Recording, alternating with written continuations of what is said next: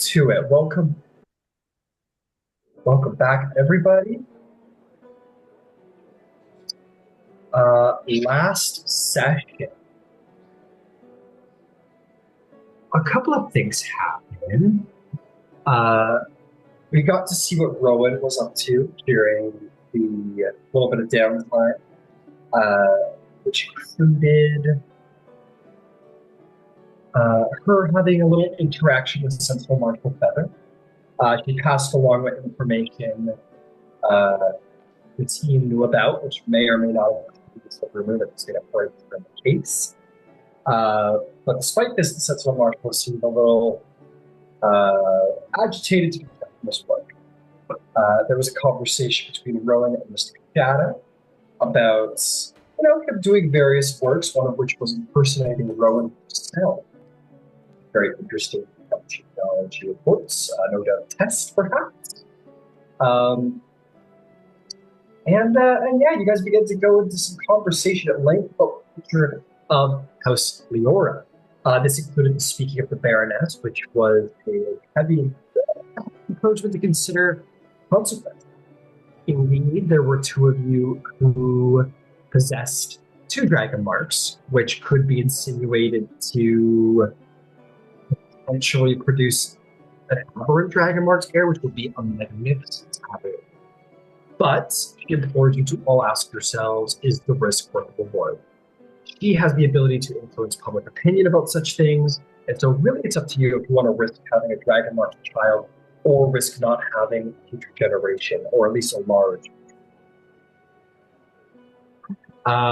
So all of you taking time to consider this. While Ludwig is on the front lines, he is to be shipped off to Korth to be wed to some girl, some Karnathi girl.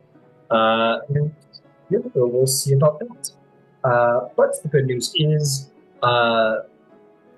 Viceroy Loisana won her first case on behalf of Cross, getting House Canada to conduct an investigation across internals and see if they could track down how Cross was made, or where Cross was made, and by what creation forge, for the purposes, of course, of getting the genealogies all together. And most strangely, Cross was built in a strange way, an unusual way. Was built not necessarily of a creation forge, but of one and only Genesis forge, which was a capable mass production forge. So more information to be given, but in the meantime, Lois was able to commit to memory the contents of the books that held the serial numbers that referenced to the Genesis forge. Very potentially useful information. So with that, I believe you guys have to just submit your information to the Baroness, and you guys should be good to meet with 12 and begin your, next steps towards becoming a proper Dragonmark house. But no denying the courting season is upon you. So, what is it you'd all like to do with yourselves here on something? Before we proceed, because I know I mixed it up last time, I have to do reputations for you folks. So let's see how we are. Let's see how you're doing. Okay, let's see. Rowan to Can. Rowan to Can. Rowan. Let's see. You definitely handed off information to Lord Inquisitor Killian, which was a good thing. Did the research at the university. You did the research at the university, most learned of you. Well, you were seen in public. I'm going to say that, that would have been neutral, but the handing off of the information to Lord Dennis would have definitely put you in good graces despite his agitation during your conversation. So I will give you the reputation point. Ludwig, let's see. What did you do in on there? I think you just kind of hung around last session. You were kind of busy in talks with the Dements. With that said, I'm going to leave you at neutral for now, at least for as far as on there goes, because you're doing a lot of kind of your reputation is kind of held at Karnath right now. You're here on business, so you're going to hold neutral. Um, oh, cross, spooky, spooky cross. Um, let's see, my friend. I'm going to say, on behalf of your lawyer, you want a legal case against House Canada, which is um, certainly an interesting thing to have noted into legal action against House Canada. I'm going to give you a point. We'll bring you back to zero. That's kind of something interesting that people might like to speak about, gossip about.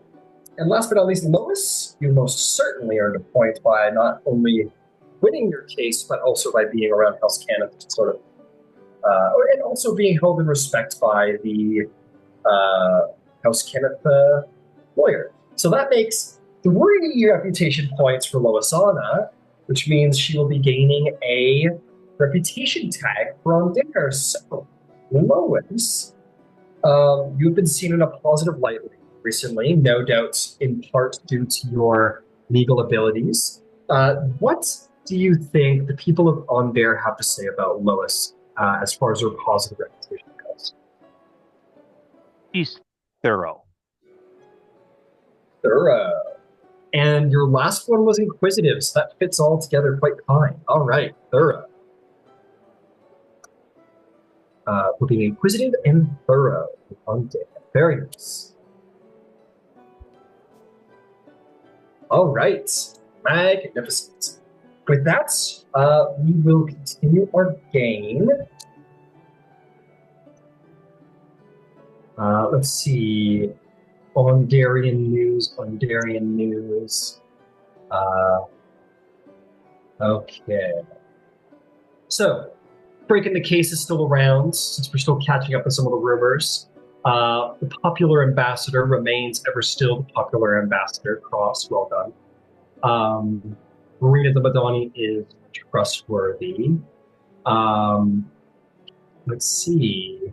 I think there's got to be a rumor floating around about the new lawyer in town, sort of taking the courts by storm. I will say that there's a little rumor going around that basically says, "Have you heard Loisana, Viceroy Loisana Civis Leora, apparently is a lawyer?" And that is probably going to just sit to the surprise of all. Loisana is not only a lawyer, but seemingly a capable lawyer. Is there any scandal anyone would like to put in place there? Okay, that's all right.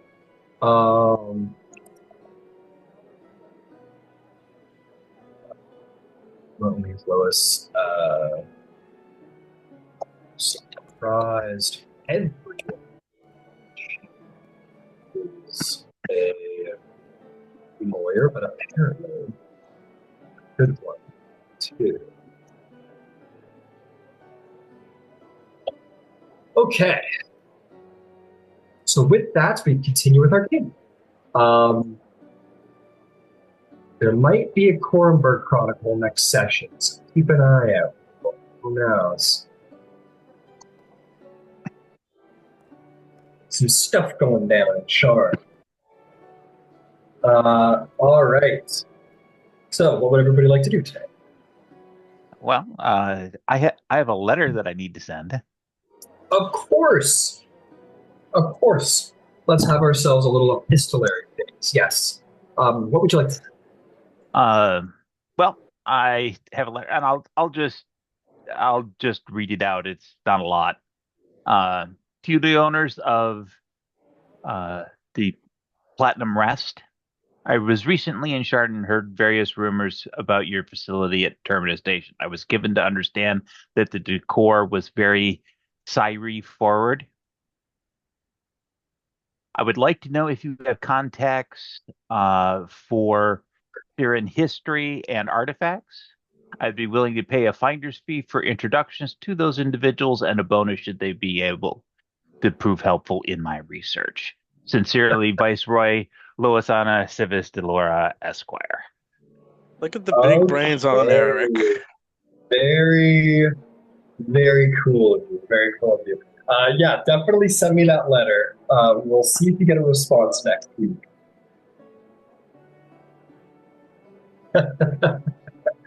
Too cool. Too cool.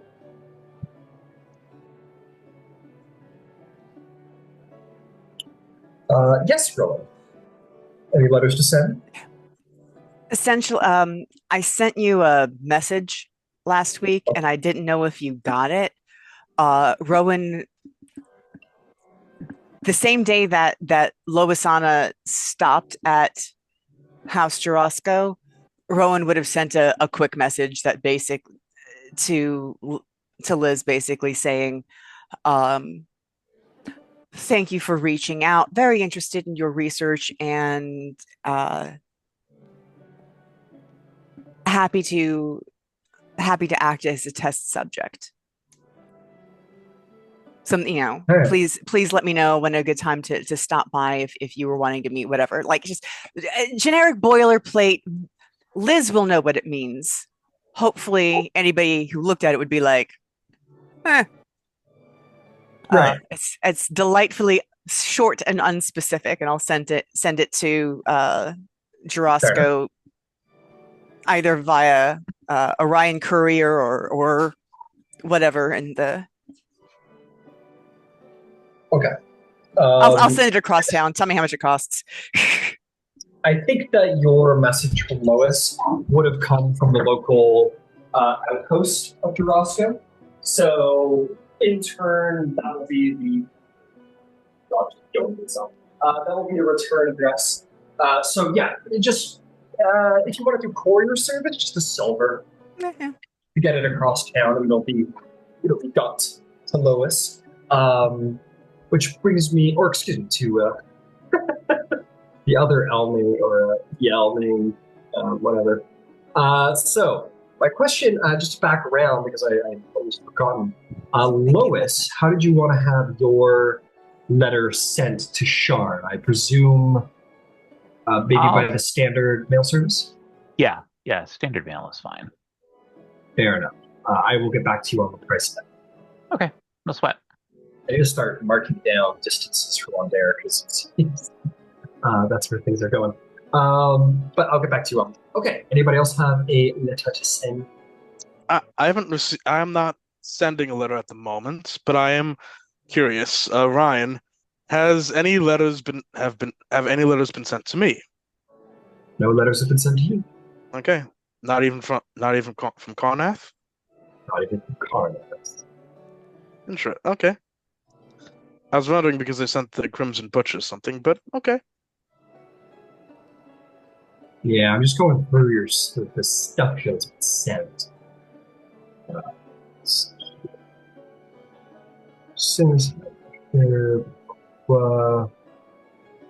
did you send to the Baron? The Butcher. You keep calling him Butcher. He's a warlord, Ryan. Yes. Well, what did you send to the warlord? 3 bottles of Ondaran wine. Oh yeah, no response. Okay, no problem. Very nice. No problem. All right, excellent. Sweet. Yeah, sorry. Yeah, definitely no response there. Okay, sure, no problem. Sipping on it or getting it tested for poison first or something. All right. Anything for Cross? I don't think I have any letters to send. I'm not expecting any letters, so I think I'm okay. You get a letter that says Order 66 from I mean, there is correspondence I'd want to make with my Lord and Savior, Mr. Blademan, but I can't. So... My Lord and Savior, Mr. Okay. Well, hey, who knows? I mean, you guys have you got the season coming up, and if you're with the season, you can access the. You know what? I gotta tell you what. I need a minute with it, but I think I do have a letter that would be given for you, Cross. Okay. I need a minute to put it together, but I've got it. I may have one. But we'll proceed while I'm figuring that all out. Okay, so we come to the true game now that everything's going well. So, what would we like to do with ourselves? If you guys need a reminder as to how far out you are, it is the 18th of the month. Going over the calendar to take a peek, which means, oh, they all are. You've got 10 days till the season begins, Ludwig, which means you've got, and I think they said they wanted to see you before so that they could get you fitted for outfits and get you appraised of the prospects and blah, blah, blah, blah. Okay. Yeah. I have some stuff I'd like to do, but I think we can wait. That can wait for now until after. If we want to go to the 12 and get everything sorted out and made official, we can do that. That's true, and that can all be done in the same place. Yeah, the 12, but yeah, okay. Well, Korth is where the 12 is. Korth is where your little prep will begin for your time at Korth. Oh, I thought we were going to do that now. Right. That's up to you guys. Okay. Do you want to have that discussion? Handing all your shit. Do we want, now that we have all our stuff together, do we want to get ready to head over to Korth and see the 12 as soon as possible, or do we want to wait? I can wait. Like, I need to be over there at the 26th, I believe, because the Shielded Heart says so, in order to prepare me for the season. Well, the sooner that we get made official, the sooner we can establish our internal guilds and start taking jobs and making cash. So sooner from a business perspective is better. Oh, all right. Rowan Cross, any thoughts? I assumed that as soon as the Baron had everything collected together, we would be heading over to Korth. Cross? I don't see much point in delaying. All right, we all agreed. Let's go see the Baron and see if we can't get over there. Above table, Ryan, she said something about a teleportation circle, I think. She said that she would be willing to impart upon all five of you four and herself House Orion teleportation circle services so that all five of you could get there quickly rather than. So at least as far as getting there to get all your stuff done, she's happy to. Well, and we also want to make sure that everything is. She was still putting a few things together, and so we probably want to make sure that all the I's are dotted and T's are crossed before we, start breaking magical laws to get places. No magical law broken by using a teleportation circle. You're gonna have to get your passport out, but whatever. That's logistics we don't care about. Yeah.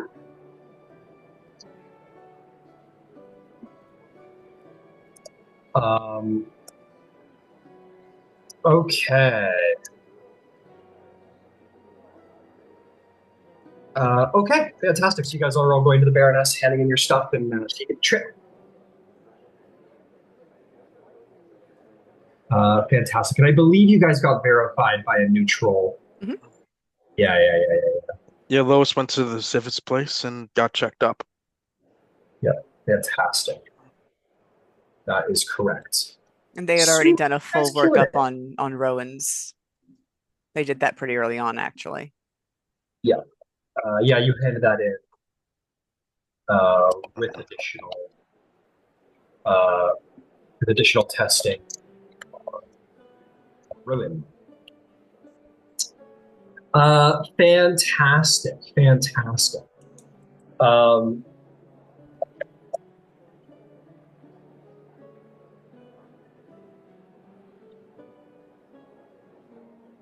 okay. Sorry, I'm just trying to get this last thing in order. So-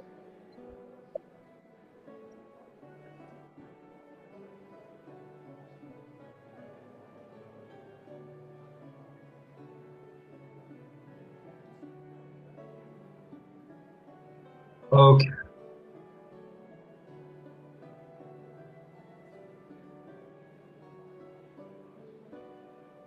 Sorry, guys. It's okay. Just want to get this. Just want to get this done in 2 seconds. It's okay. Not your fault. Well, it's not your fault. It's not like you're professional or anything. Yeah. Well. I'm joking. Let's see. Okay. So as you're on your way out, a little messenger, or on your way on the way to the Baroness's office, a messenger is going to approach Cross, and of course, your handy bodyguard is going to like grab him, push the guy up against the wall as he gets a little too cross. Cross goes, "Sorry, sir, I'm just handing off a message," and he'll turn around and look at you, Cross, for approval.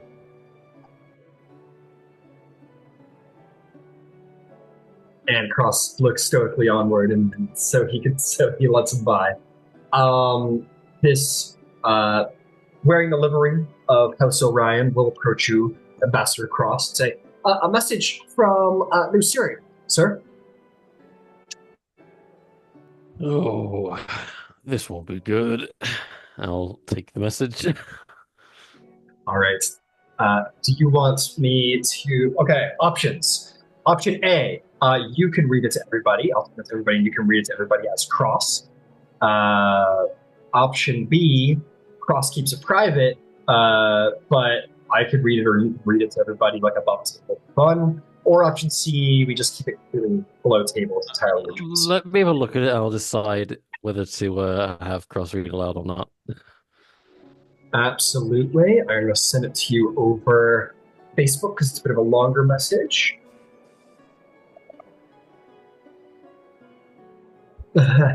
So you will hear a message from New Siri, and now this won't be good. Let's see here.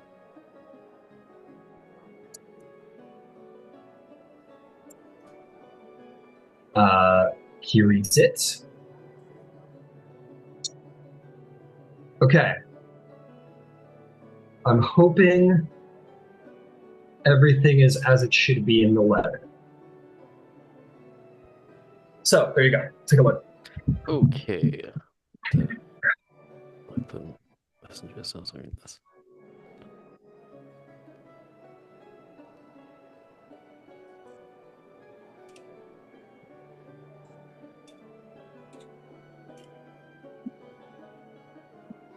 Okay, here we go.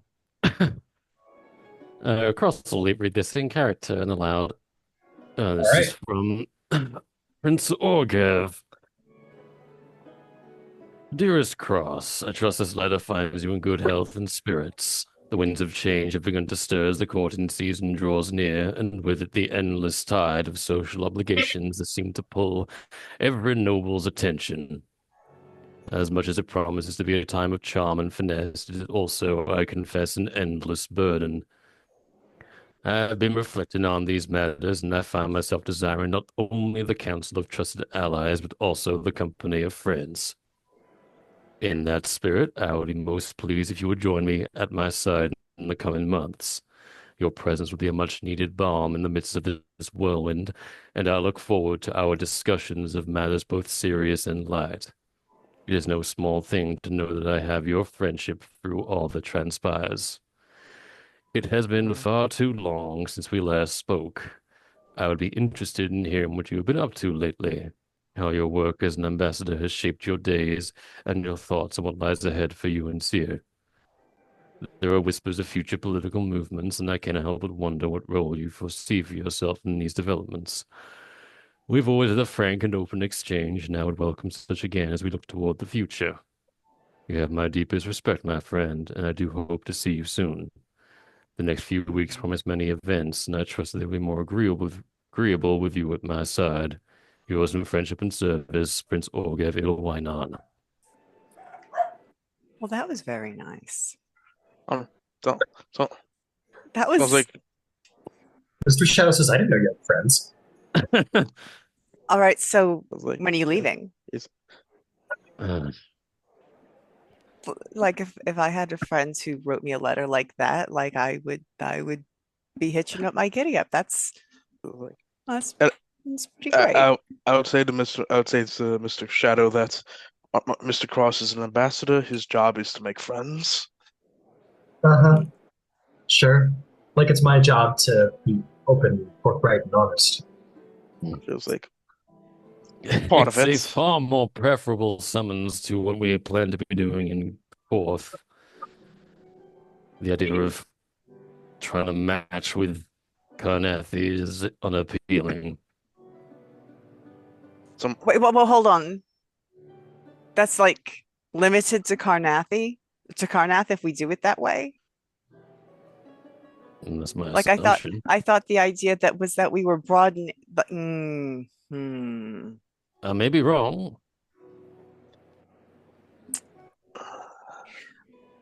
I feel like if we all try to find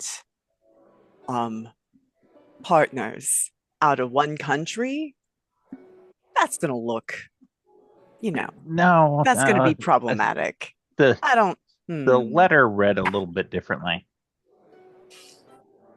I'm just looking to see if I can find a copy of it.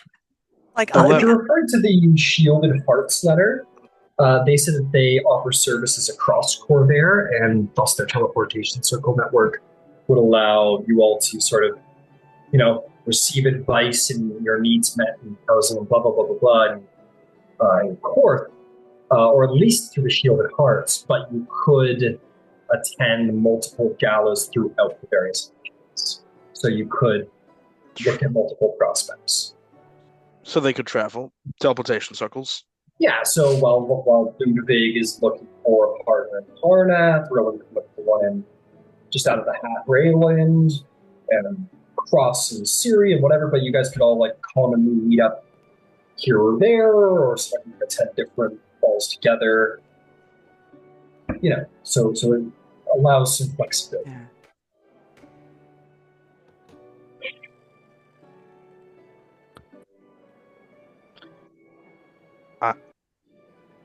I mean, it's possible we could split up for the month.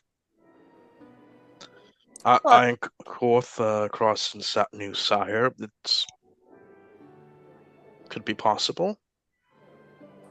Well, we don't know what's like right now. We just got to get to Korth and get to be a thing so that we can make a guild and start, earning our keep and stuff. Because that's we've done all right so far, but we should actually have a sustainable business.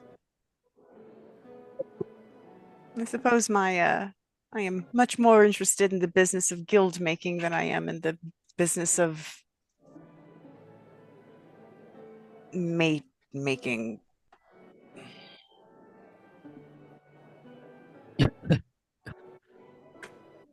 Understood.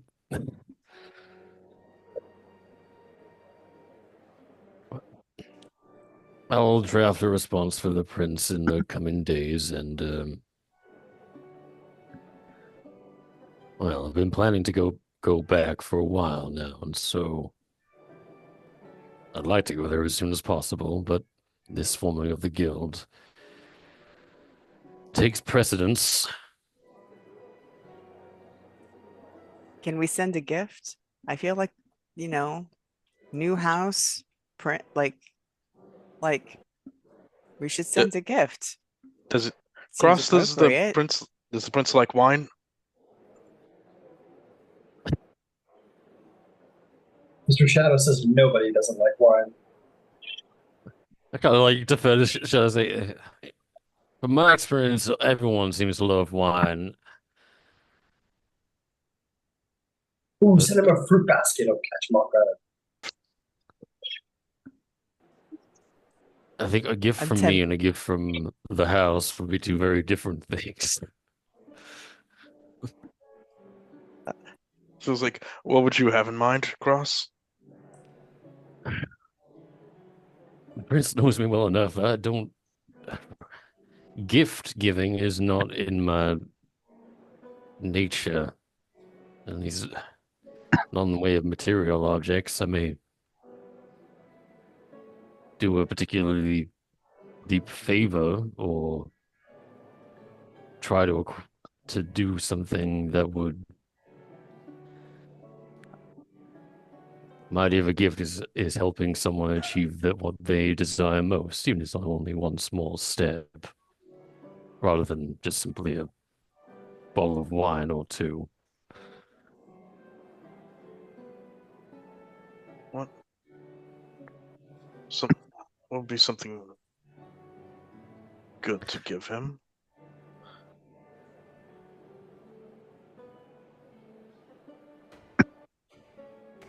The greatest gift the prince could ever receive in this current moment would be territory. We lack that, unfortunately. Exactly. And knowing that makes anything else seem then you've given wise counsel here, right? Mr. Shadow says, hear me out. What if you, faked courting this year so that you could go courting with me? Just, entertain, and then, be there with and go courting with the prince. There's worse things going on. We could definitely do that. Pleasure is cover for work. If you don't do it, I'll do it. I'll just make myself look like it. I might be a little round around the edges here and there, but not kidding. I won't do that. Mm.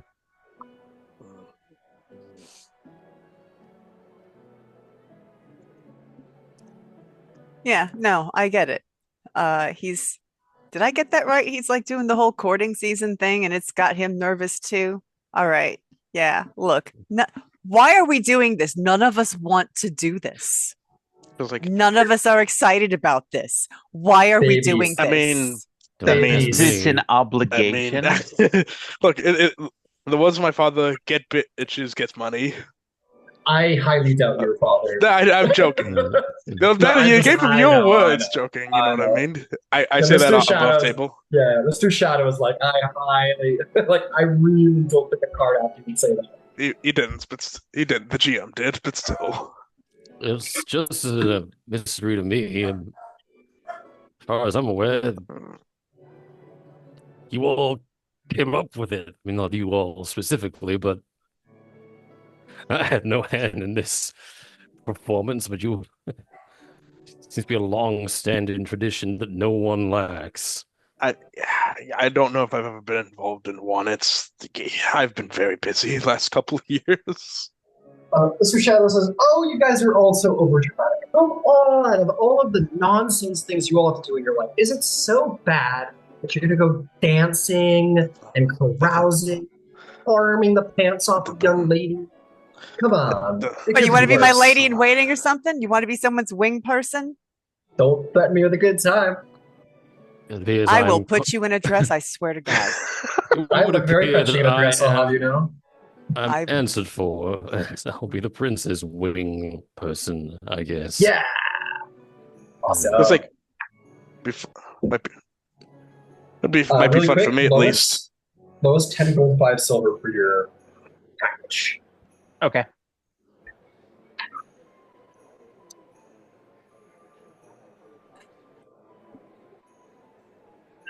Cross, I find your observations about our rituals refreshing. Well, someone does. Yeah, Think about true love. Think about true love. This is not. True love. I mean, it's not about true love. It's about breeding. It's about making babies and making money. It has nothing to do. Because if it had anything to do with love, it would be the hope is. The hope now is to find. Here. I hope to find someone I like. Now listen, there are half of everybody there is going to have the tools for the operation necessary. We can pick one that is lovely to be around that you like. Yes, he's got a point. I'm sorry, everyone, but he has a point. You can pick one that you like. You don't have to pick one that you dislike. Look, I get that. It's that it feels very artificial. It's very artificial. An artificer saying that is a hell of a thing. Ain't it though? Yeah. Ain't it though? Oh, you didn't read enough bedtime stories as a kid. Ludwig is surprisingly agreed more with Mr. Shadow than everyone else. Well, I guess it's even more muddy when you consider that the people you probably would have most to share with, other dragon-marked folk, you can't even actually form relationships with. Ain't that a kick in the teeth? You can, but they have to have the same one. Well, exactly. Almost right. So for us, can't we all wait for little Ludwigs to be running around and little Rowans to be running around and them having to make babies one day? Because let's be honest, it's not going any other way than that.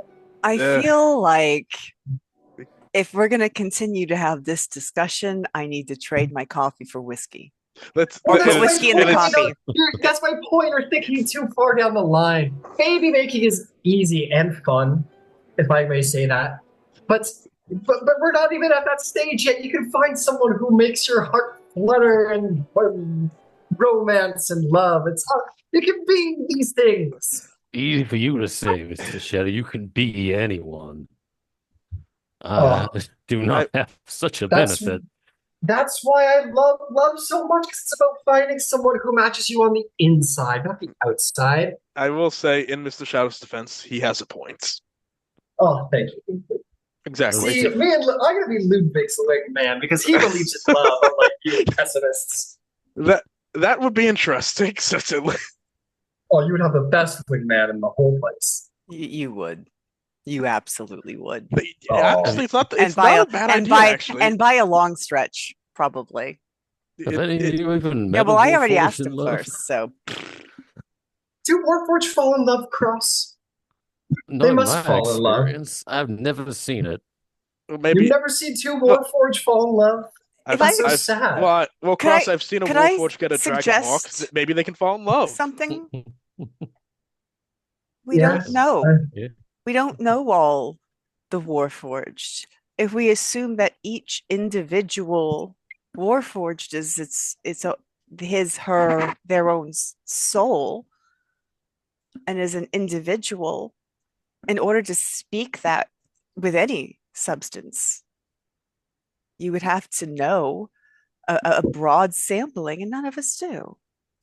True. So maybe why could they Warforged have souls? Why can't they fall in love? Mr. Shadow goes, "Oh, she does believe in love. Oh. I do believe in love. I would like to fall in love, right? It's just that. Well, there's a wonderful opportunity coming up, Rowan. No. Yeah, that's your chance to fall in love.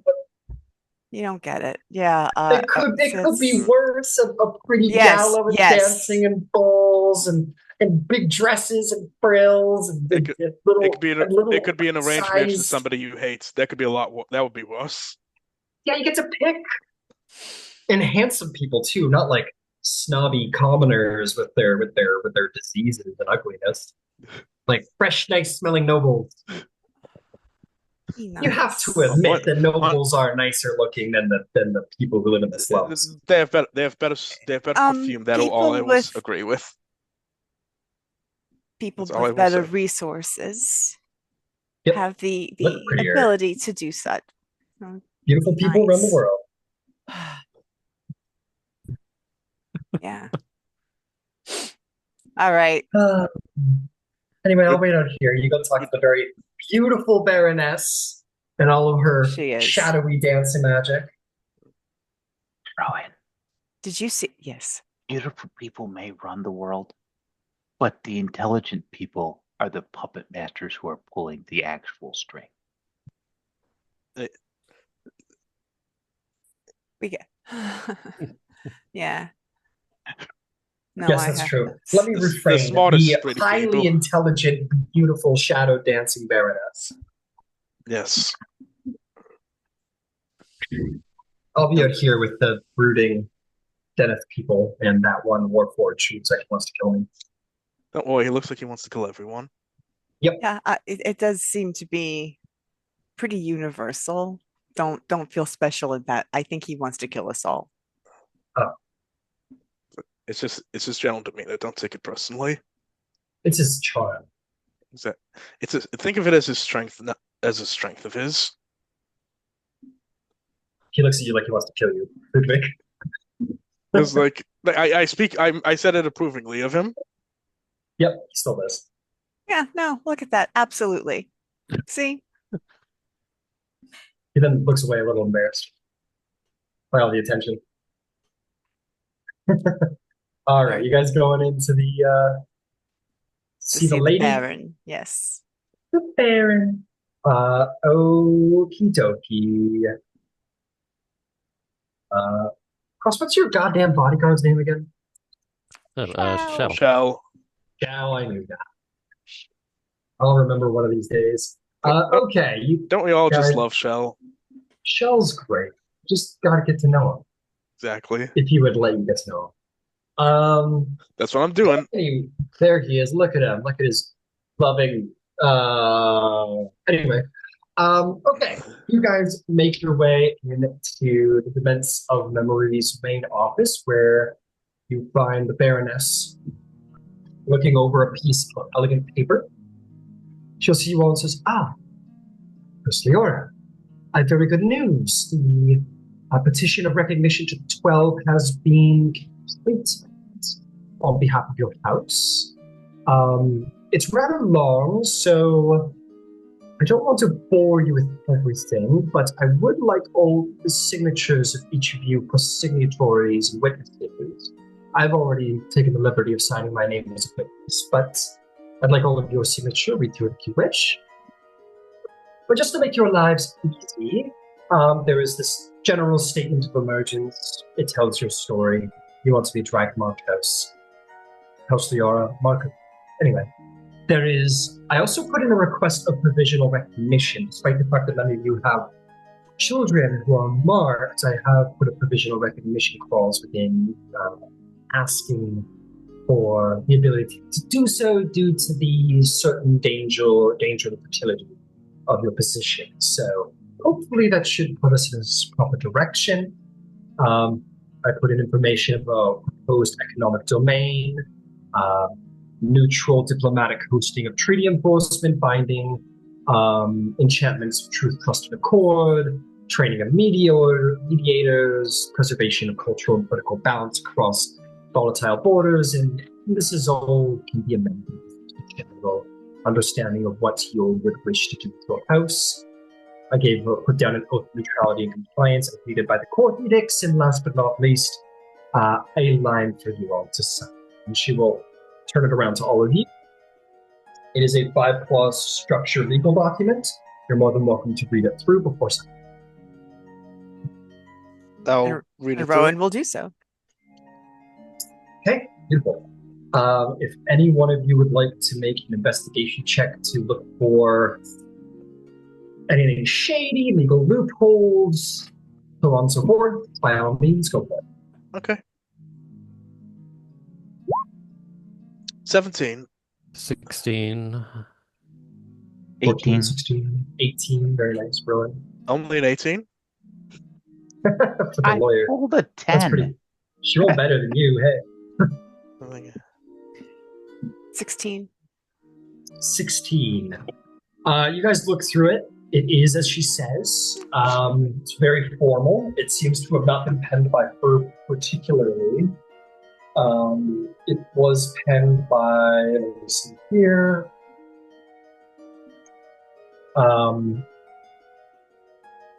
What's their name? Let's see. It's been scribed and sealed beneath the curtain sigil of House Fjarland Delegation. It is a provisional council of House Leora. you'll get the sense that there is literally a division in House Yarlin that is dedicated to the maintenance and care of House Leora. It is these people who have signed and stamped it. It does have an authentic seal of House Yarlin, of House Civis, and House Dennet. It seems that there are signatures on behalf of Archivist Balin de Civis. There was an the examiner who looked you over, Lois, was there on behalf of House Jarosco. So Keeler went on to Jarosco, did sign it, who was observed by the Archivist Balin de Civis.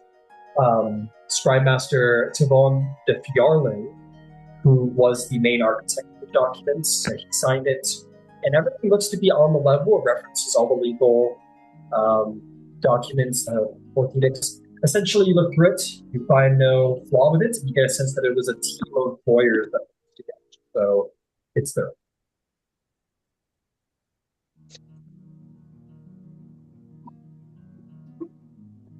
I say to Rowan, everything looks good to me. Yeah. Listen, a lot of work went into this. One of our guilds is a legal guild. I would have felt wrong to sign something without reading it first, but True. Man, I'm glad I didn't have to write this and she signs it. Thank you.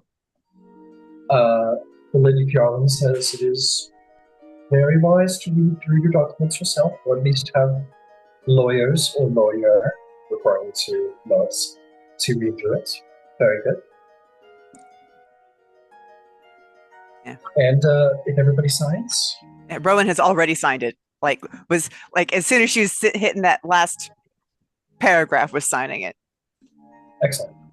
Cross starts to sign it and kind of pauses because normally the signature was just an X. That's all they had. And then it's like, do I add the new name? Your Marcus, your Mark, Lord Cross. Viceroy Cross. Sort of awkwardly as obviously he's a robot, so this is just very mechanically written. D L. That'll do. Yeah, you're I know, you're XDL, that's kind of awesome. So you write one line with the X and stop.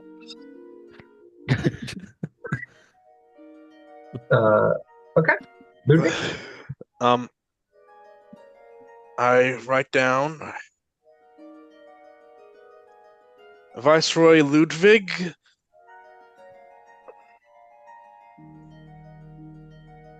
And he just kind of waits a minute before finishing writing De Leora. Yes. All right, let's not make an event out of this. It's just a signing. Yeah. She'll put it over to Lois, and we'll say, be assured, new lawyer of Leora, any further legal documents that you describing, if you wish. That would be fantastic. And she'll just sign it. Okay. And it'll be like a doctor's signature. Nice. No one can actually read it. Incredible. She will roll it up. She will put she goes for her her wax seal, and she says, out of curiosity, have you had signet rings made yet? Oh, excellent. And she will she'll put a little wax drippings on it. She will just kind of put the scroll forth for any one of you to mark with your ring if you wish. You hear Ludwig whisper, wait, we're supposed to have signet rings. We have them. Yeah, you have one. We have it. I do? Okay, awesome. Oh yeah, it's my other pockets. And it will, if you tell it danger, it will scream. Oh yeah, that's what it was. Now I remember. It'll be a very nice scream too. It'll be a very operatic, elegant scream. Eberron will seal it and. Excellent. She will hand it to Lois, being the lawyer, and will say, "So, Calvin, to Korth then. Yes, please. Very well. And she will stand up and she'll go to the door, and a little bit of an action station situation. She will say, like, I'm going to Korth with House Leora, prepare the entourage, and by the time that you're down the steps, you guys have all been accompanied by a small legal council. You have been joined by no small amount of beneath guards on top of your own, and to accompany the Baroness. She is the most important member of House Yarlin. And you guys begin to make your way out the door. You are brought to a carriage that makes its way down the street in a bit of a livery, as there will be many people accompanying Baroness as she makes her way to the public.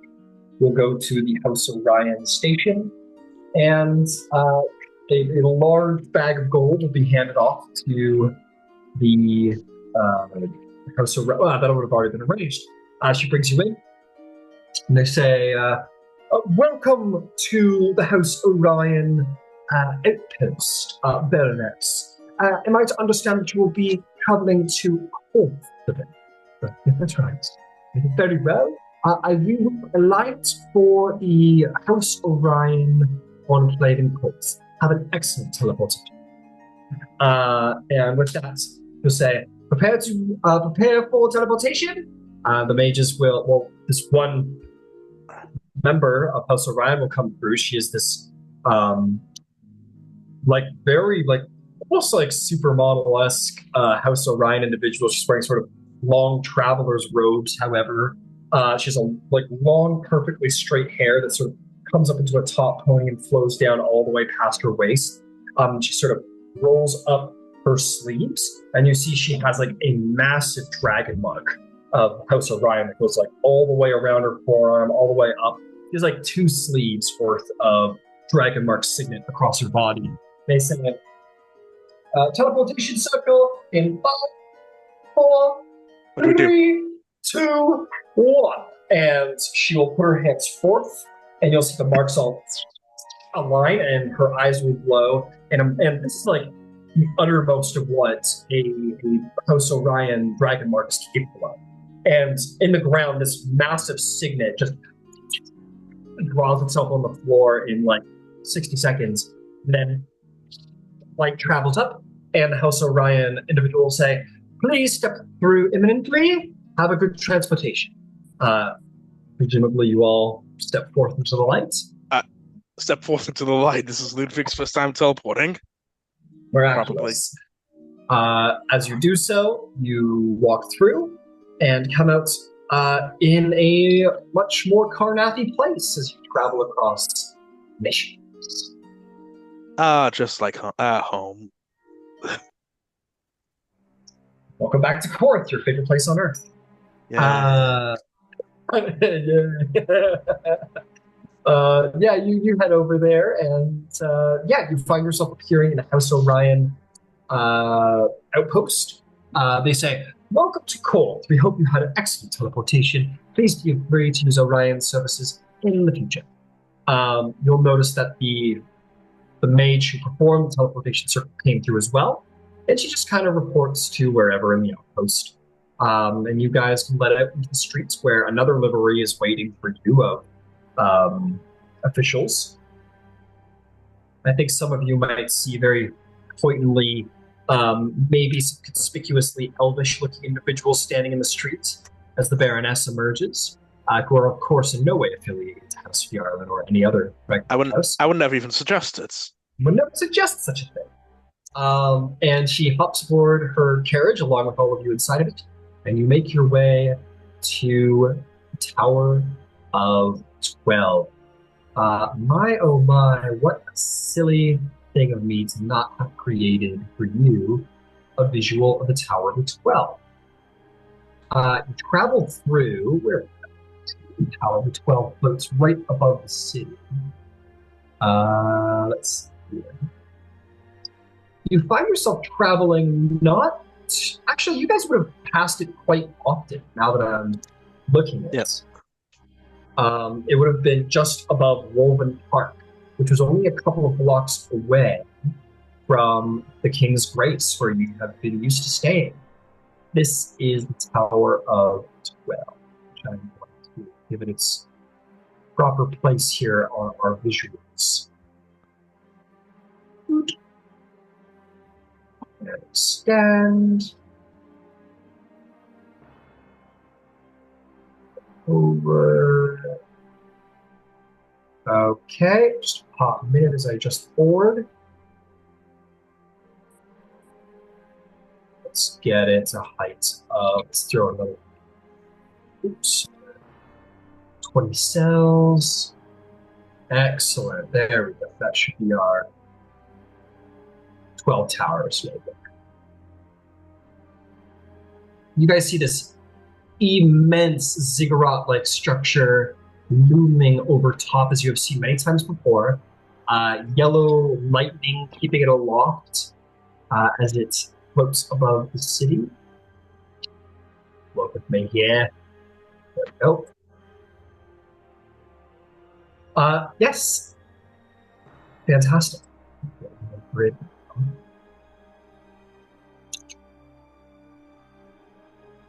You all exit the livery. The Baroness is going to take you up. We're going to skip, as usual, the pleasantries of travel.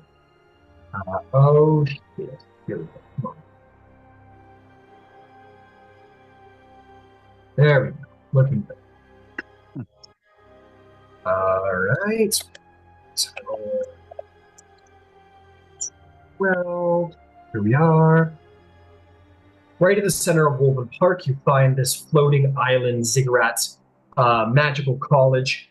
You will all find your way to Woven Park, where you guys will be escorted up to the top tower by way of what looks to be like a small magical skip, which they refer to as a sky coach. It looks to be like a very miniature airship. And it zooms you right up to the top, and you are let off. You enter within to see that it's more or less like a magical college.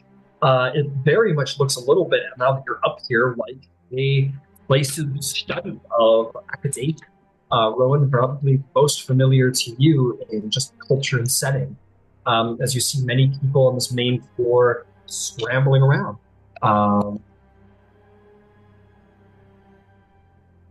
You are escorted through and make your way all the way to the tippy top, where you will be having counsel with 12.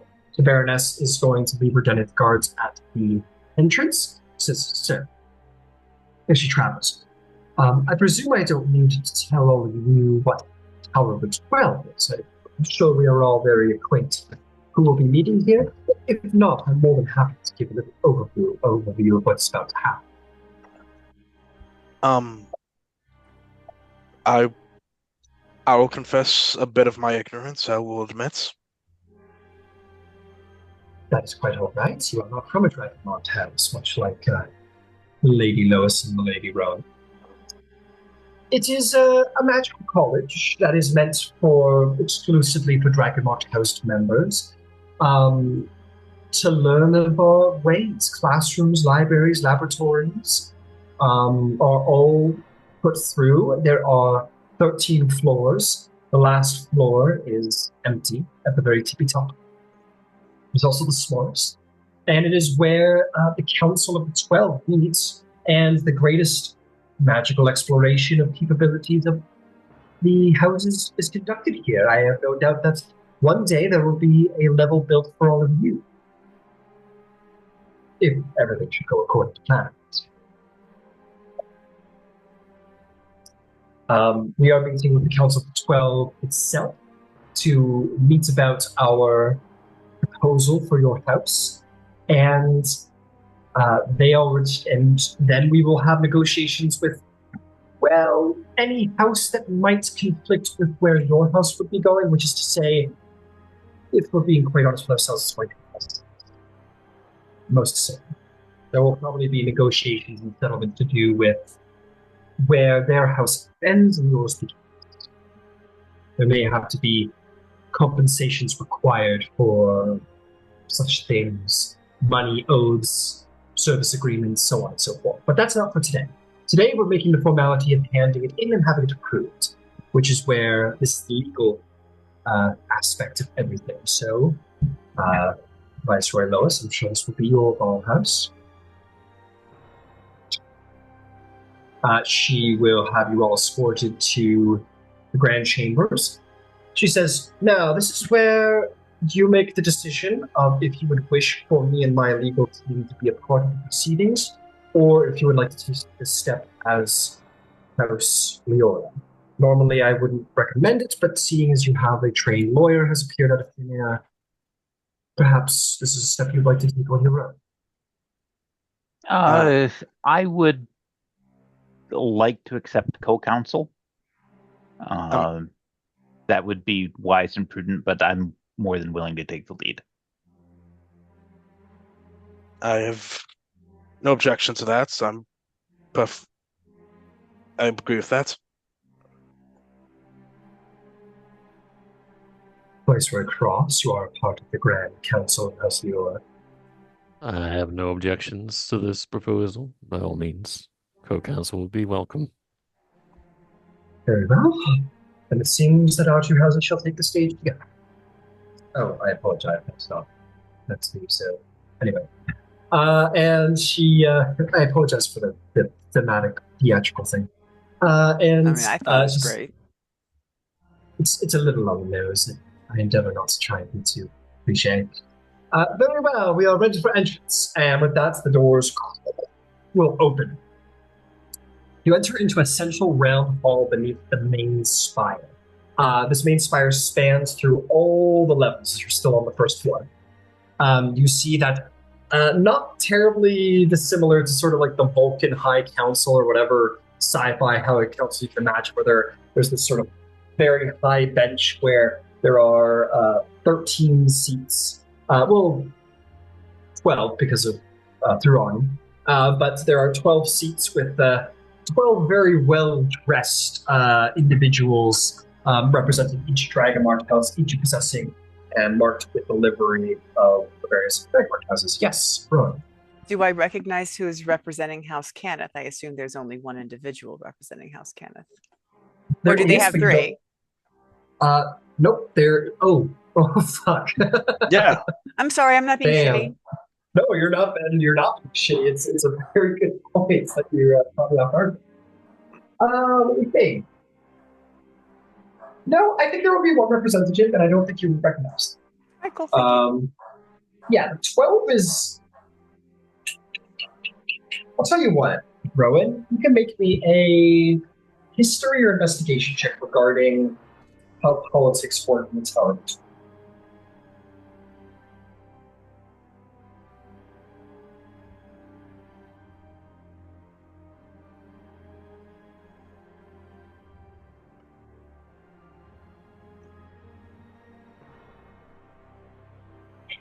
So I'm going to use my inspiration because that 9 on the dice is not going to cut it. Very well. So let's do better. You know what? And not you. We're gonna switch die. See, and that's better because that's a 19 plus 4, 23. 23. Incredible. So you, unsurprisingly, Rowan, you maybe never proposed going to school at the Tower of 12 because it was probably so much, like, it took a lot to get you into Ondair because Sirens returned back to the board at the 12 or at the end of the war. So, like, Killian able to get you into Ondair was moving a mountain. So maybe you felt shitty, be like, hey, can I immediately leave? Well, I was already a registered student there. Yeah, you're a registered student there. Very the easy. Difficulty of your immigration, it would have probably felt maybe been a little bit snooty to be like, hey, can I go to the club? So you didn't, but perhaps always fantasized about it.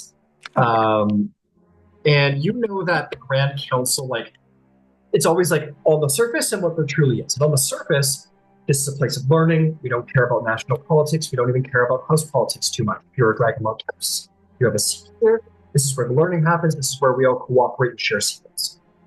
underneath it, there is plenty of politics, but it is not in-house politics. So they accept one member on the council. Sorry if you're having disagreements. One person sitting on this council for your house. This person probably belongs to Canada East, undoubtedly. House loyalties there. Who would be surprised if not? But there are plenty of politics to go on here. I believe it's House Canada who tries to, as an example, tries to keep their findings to their chest more than any other house because they're kind of the focal point of cooperation between the houses. Because like everybody wants a Canada convention that's specifically tailored to them. So they're a little like, we want to keep our secrets. Like we don't want to let everyone to know about how the Lyrandar airships work. We don't want to share how this works, how that works. So they got to play it a little more careful. There's a lot of politics to do with House Canada's conventions.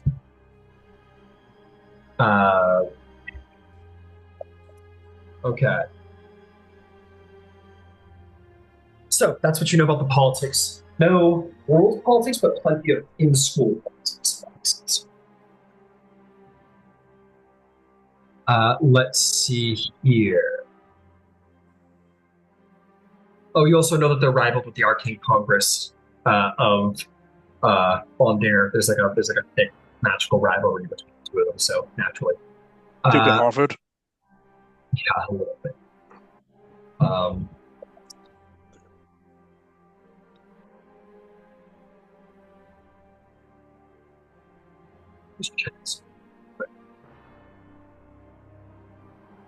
Okay, well, apparently I'm gonna eat my words here a little bit because sorry, I just pulled up the information. I was entirely wrong. I'm sorry, Rowan. You don't recognize this individual because you've never seen them before, but you do recognize them by reputation.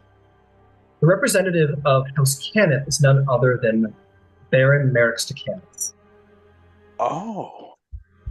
Who is the head Baron of Cannith South. Oh. You don't know necessarily if barons sit on the council everywhere, but like if each position is held by a baron, but in this case, yes, Merrick's de Cannith. That actually caught me a little off guard as I pulled up the counselors. I'm going to get you guys a picture of Merrick's because he's a pretty relevant NPC in the grand scheme. There aren't many good ones. I'm going to warn you ahead of time. It's okay. Above the table trivia, the person who created this world, Keith Baker, that's his character. Merrick's is his. He currently plays Merrick's in a campaign. Yeah. Dude, that's sick. So don't fuck him up, Ryan. That's like Merrick's is alive and doing shit right now.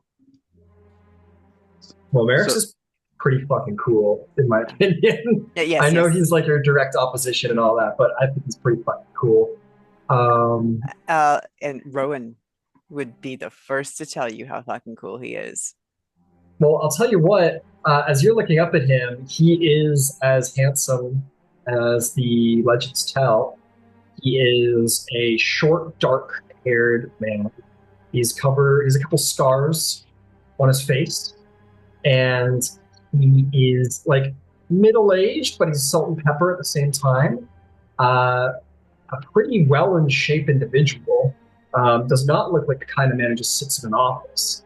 And he does have a look of intelligence and wisdom in his eyes for his age. There is a severity to him. And in this moment, he's wearing this like excellent red coat with like this humongous like high collar that sort of wraps down. Very, frankly, charming individual to look upon. I'm going to put all of this information in later, but just for the time being, I want to get you the visual. So there is Merrick's in handout symbol. Ooh, wow. Yep, that's the boy. That's the boy genius. And I will say a little, definitely, yeah. Well, anyway, we're going to move right along here. Yep. So he's a hottie. He's fine. In you hear actually, I think sure, Merrick's, why not? I imagine he's probably the bigwig here at the college. He will say, this session of the Grand Council of the 12 is called to order. Councilors, thank you for coming. We are here today to discuss the newest potential dragon-marked house, House Leora. He looks down at his information. Yes, House Leora, where they are looking to undergo the establishment of becoming a fully recognized dragon-marked house and establishing a guild. The process begins here. I have in front of me he goes through 4 pieces of paper exactly, 4 genealogies of the members we see before us, House Leora. We do have here a proposal, or excuse me, a proof of dragon mark power from their mark, public display of their abilities, and so on and so forth. But there is some documentation missing here, and some things worth bringing up. At this point, you're going to see an older gnome stand up and say, if I might take the floor, Counselor. He says, of course, the floor recognizes Velderin de Civis, Senior Counselor of House Civis. This older gnome stands up, says, first and foremost, I would like to welcome House Leora to the Tower of the 12. And secondly, I would also like to bring forth what I'm sure every counselor is thinking. The emergence of House Leora is a fairly recent development. It's only been about a month and a half that the Former Chronicles to me. How is it that proof of hereditation has been made, if I might ask? At which point the apparent counselor for House Fiala will stand up and says, well, here Merrick says, the floor recognizes Lady Kalara de Fiarlin, this elegant, very, very elegant, lithe, beautiful elderly man. Actually, I don't know if it's a man or a woman, so, once your imaginations run away, stand up, and he says, this has already been documented within their proposal. They're asking for, I've got to go find your document. So I'm getting all my legal terms right now that we have a lawyer in. I think it's a she. Provisional. Yeah, provisional. Here we are. Yeah, correct. Is looking for provisional recognition of this station. Due to, I'm sure if you've been reading the Chronicle, would have noted that there have been some hostile action taken against the House Leora. They're looking to have recognition so that they may protect themselves both legally and financially by the opening of their own guilds. At which the Lady Civis sort of sits down and counselors kind of maybe whisper one to the other. And Merrick's will say, I expect that a petition of recognition has been created, Baroness. And the Baroness will say, indeed.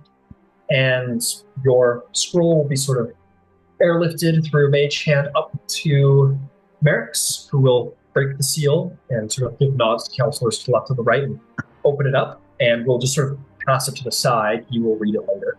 And the counselors will begin to read it and sort of pass it along.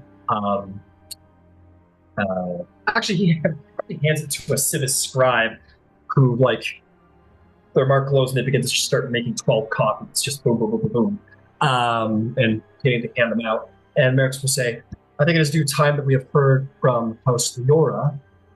Indeed, we do have our petition of recognition present, but it would be good to hear from them as well. House Leora, do we hear that everything that has been said, everything that has been granted to the council today is in your honest and legal understanding your oath of understanding that everything you put forth is truthful and honest? Yes. That is correct, Excellent. Counselor. I would like to give you all the time to address your provisional request, if you wish to take the floor. You will I'm happy to speak to that. As a potential new house, it has been accurately stated that we've already suffered a significant assassination attempt, which attempted to wipe us out in situ without any of the protections that are typically afforded to the dragon marked houses, frankly. That gloriously failed, but not without significant cost. So there is a pressing motivation for safety's sake to move this along going forward. I understand that there is a concern about heredity, and we have taken steps to address that.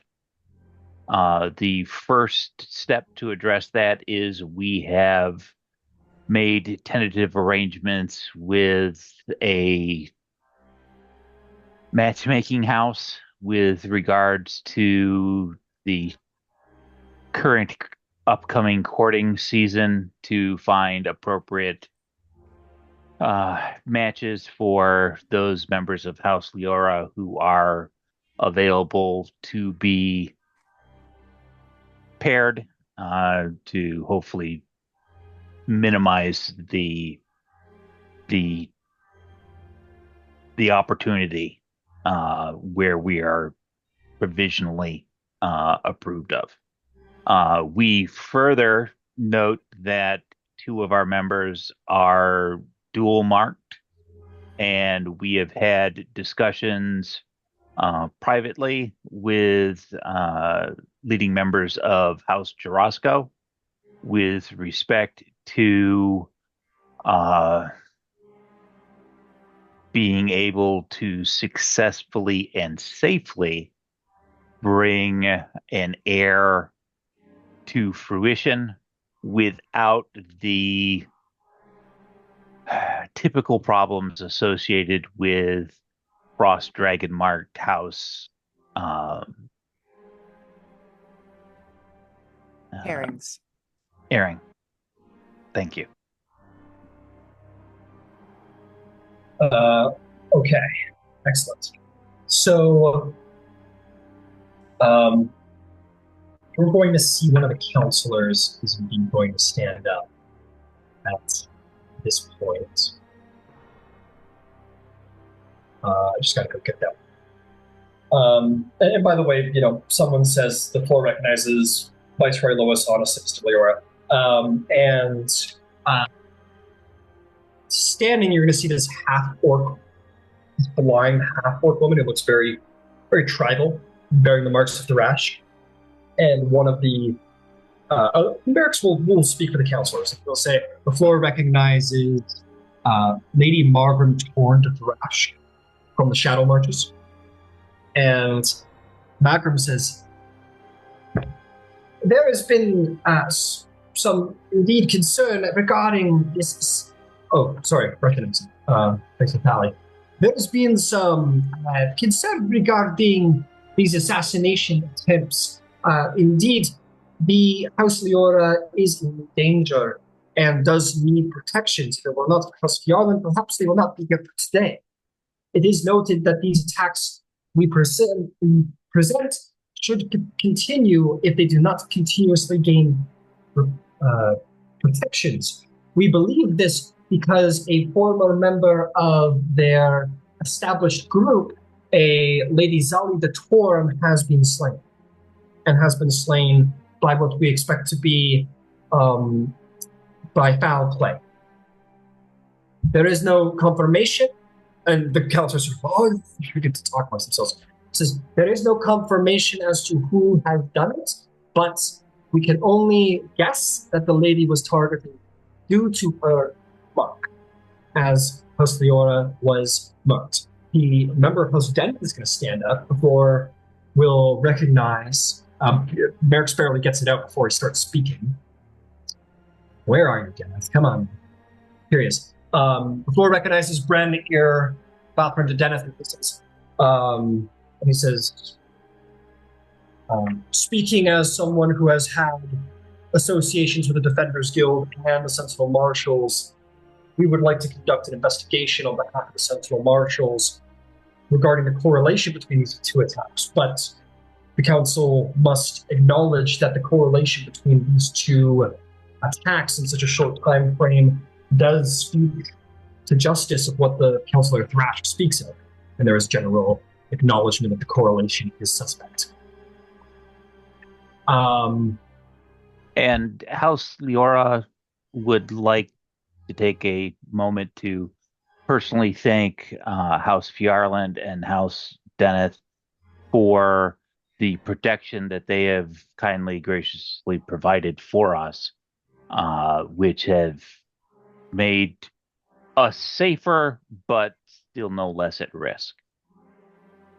There is a nod of acknowledgement given in directions to both councillors as representatives of their groups.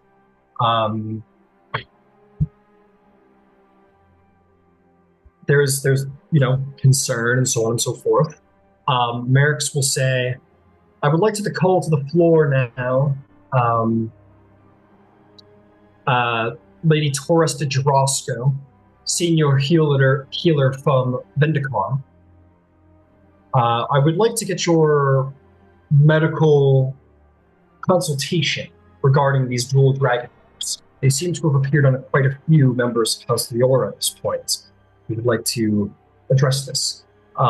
He sits down, and you are going to indeed see this older halfling individual stand up, a male, I believe.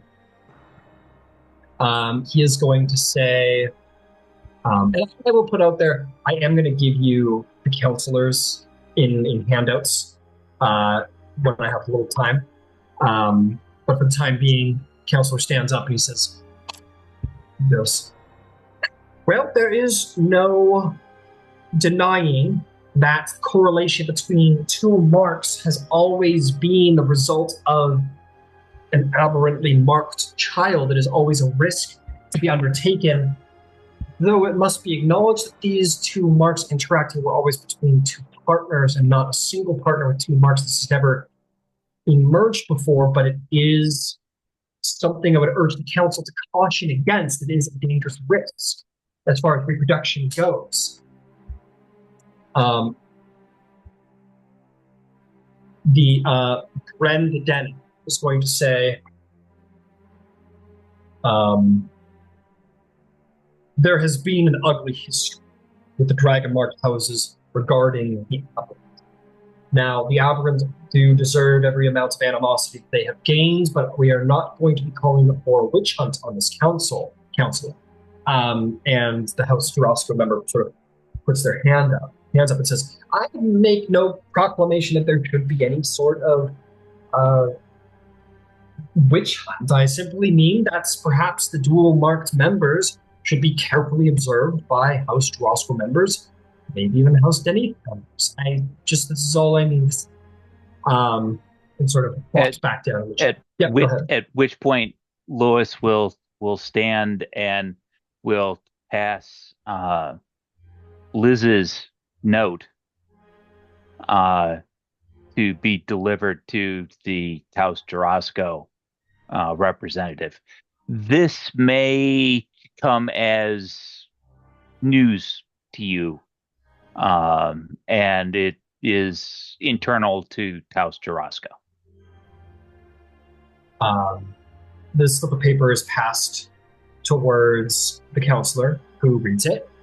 And there's a bit of like you make an insight check if you want, how that note is received.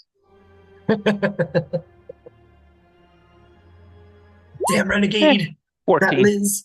14.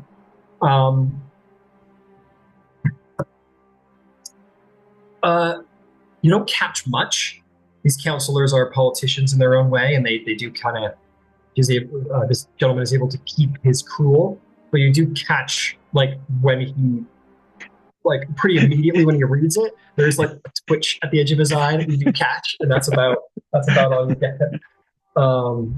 As he reads perhaps the sender, and it continues onward, and kind of leaves the note on his desk, kind of thinks. Merrick's kind of looks over and says, "Counselor, is there something you wanted to contribute?" And the counselor says, "Not at this time." And Merrick says, "Did the counselor wish to revoke their previous statement?" The counselor says, "Oh, by no means. I think we can all acknowledge here that there is a potential danger, but there perhaps might be observation, and we might not jump to conclusion." The counselors all sort of look at each other like, what was that kind of turn of your tail kind of thing? And Merrick says, "I am gaining the sense that the council may perhaps need a recess to discuss the findings of this House Leora. But before I do so, we will come back to the topic of the heritable mark." We do have here proof the mark is stable and public display of it. We do have approval from the neutral authority of House Civis, as I'm sure despite personal interest, House Civis seems to have acted honorably in this matter and deserves all respect for that. Councillors give nod towards the councillor. Says this is a fine petition, which I'm sure the councillors would like to take some time to read over and discuss. Genealogical records, though a little unusual, are definitely presented and can be presented to the best of their ability. And unfortunately, not of great consequence to this council, considering there are no past members within your family bloodlines that do possess the dragon mark of House Leora, but possibly helpful for medical evidence. Everything seems to be in order, but we will need to take time to read over the proposal and discuss the heritability clause for petition. So I call this council to recess. We will reconvene in, let's say, 1 hour. And with that, councilors all kind of stand up to go deliberate, and you are all given time to do what you do. No. I'm going to give Lois an inspiration because that was a cute move of you to send out a little slip of paper. And that's what looks like when you throw a hand grenade in. Here you go. Yeah, pretty much. What were you saying? Fantastic. So you guys have a little bit of time. The Baroness says, "Well, I think that might be best to be expected. I am going to deliberate with my legal counsel on Fjarland's side, and I'll give you some time to take a rest." So, and she will go and convene with her little party of people. And you guys have about an hour to do what you will. How would you like to spend it? Is there somewhere privately we could speak? Most certainly. There would be you'd be released probably back into a very large main foyer. They don't have a college green here, but this would definitely be a common space for study and whatnot, which means that they probably have side rooms, empty classrooms or whatever that would be definitely made available to your community. Once again, everyone alone, I say, so Zali's gone. Damn it. Do you think it's connected? I would be shocked if it wasn't. Frankly, the House Thrash, they have pretty good, gut checks for that sort of stuff, as just part and parcel for where in the world that they come from. She had it. So I have no doubt in my mind that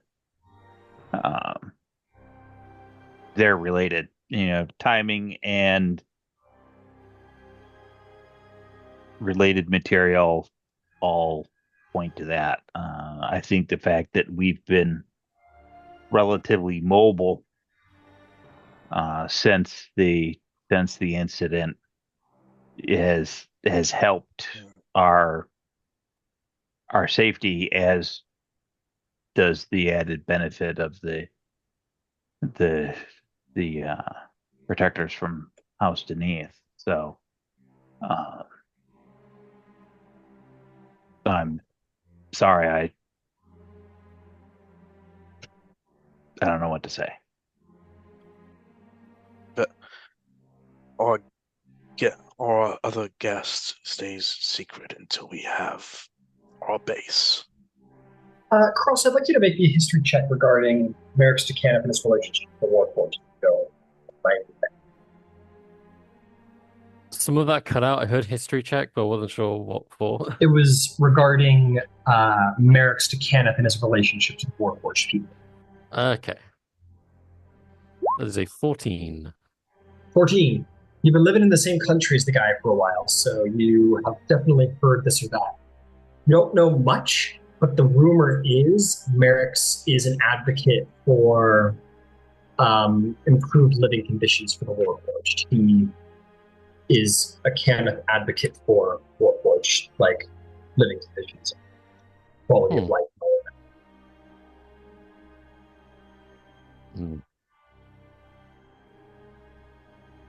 If you can, let's just throw it out. Yeah. I also want to say his father, if I'm not mistaken, was the grand architect of the Warforged people. So his father was, by and large, considered by your people the father of Warforged. If I'm not mistaken. Yes, Ron? His father by adoption, his grandfather by birth. His father by birth was excoriated because he was the first to advocate for the Warforged having rights. I didn't want to give too much. I'm sorry. You spoiled it. It was you rolled a 14. I didn't want to give him his whole history, unfortunately. That's okay. Rowan, I'll tell you what. Rowan actually would have said that. Rowan, okay. I was gearing up to share that. I swear to God, I was. Yeah. It's okay. It's all good. It's okay. I have no idea. Gift of gab. no, I'm sorry. I'm sorry. Fucked it up, Ryan. I'm so sorry. No, you're good. You're good. I'm so sorry. You're good. You're totally it's okay. fine. It's all good. I have no doubt Rowan was prepared to give the whole backstory about Merrick's. Yeah, it's all good. But yeah, Ludwig, I would just say that like it's imperative we need Thrash to start looking for others like us as soon as possible. The others who are out there. To maybe talk about this. I know. Not now. Right, in this space where we don't control everyone who's listening. You know what I'm saying? Okay, fine. Thank you. So what we can talk about it when we get back home. I actually, there's really not a problem talking about looking for other initial marked. I don't think that would strike anybody as something that wouldn't be part of the. Well, of course you are, because you'd be crazy not to. The call's already out, is it not? Yeah, and there's not much more to be done. Hiring people to help look. Is no different than putting the ad in the paper that says, "Hey, do you have one of these? Call us at," which we've already done. We'll see. Just be cautious when venturing out alone in the world. They seem to strike best when we're isolated. Oh, that's absolutely true. And the biggest upside takeaway from from this is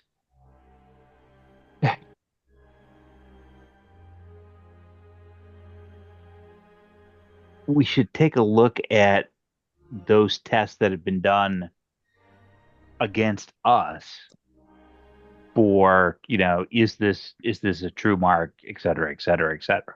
Because sure as anything, someone is going to try to con their way in for one reason or another. True. Um, you know, and we can take those tests and trials and turn around and make use of them for our own purposes. Uh,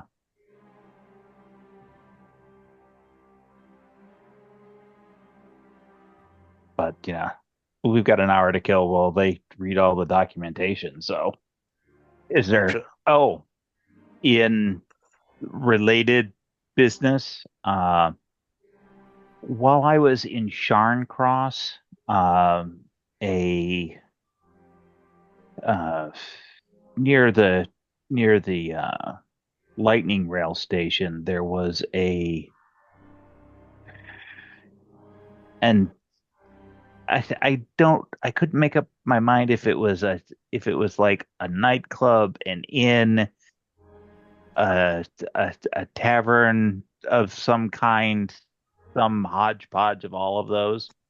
Um, that was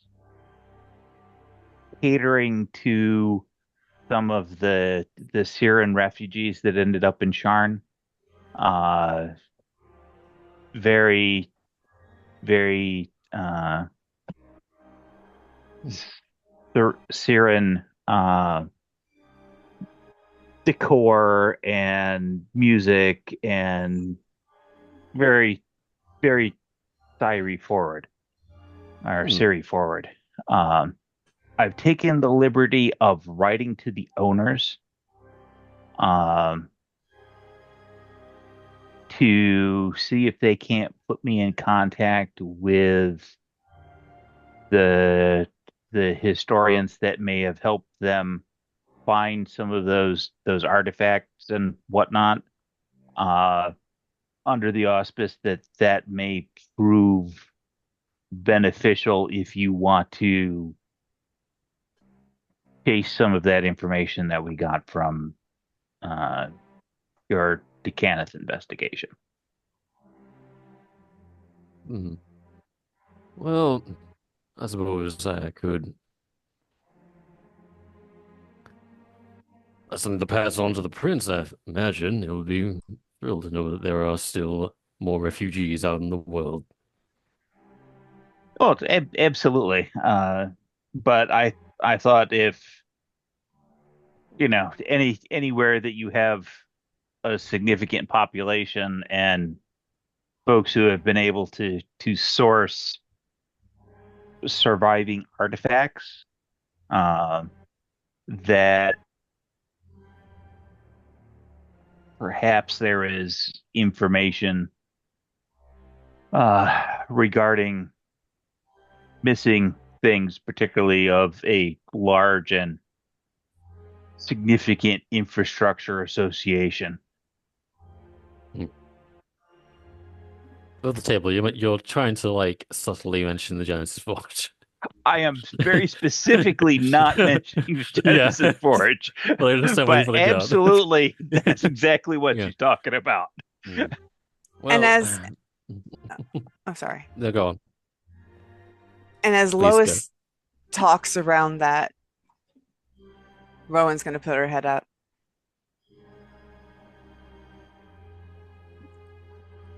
He's a genius, Merrick's. Whatever your opinion of him is, he is a legendary artificer. He is the talent that had the discipline, right? if anyone knew anything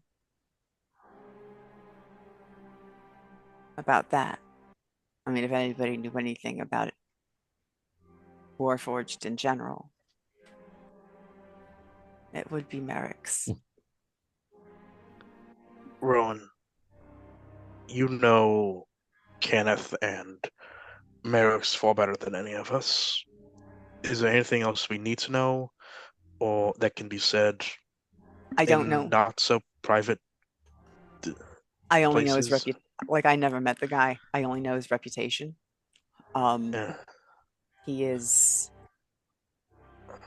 one of the three, right? He's one of the three barons. It's barons. It's him and Jorlana and Zorlon. Three Right. contenders. So, if I have this correct, Jorlana's in the race because it's what normally passes to her. Zorlon's in consideration because he has the money. And Merrick's is in consideration because he's simply that good of an artificer.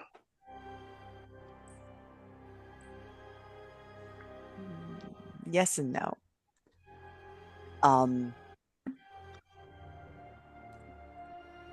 Jorlana's father had been the Baron before the morning. And by acumen and leadership, it should be her. There's history and indiscretions in her background, and because of that, the Council of Viceroys don't unite behind her. But the two contenders, Zorlon is a genius with money, like really. He has deep pockets. He doesn't have deep pockets. He created them, right? Like that's okay. It's not that he has money. It's his acumen for making it, like. Okay. What you do with magical artifacts, he does with ledgers. Let me go. So much more than what that. we did at the auction, he does repeatedly. Okay. Okay. And to say that Merrick's is just really smart, it's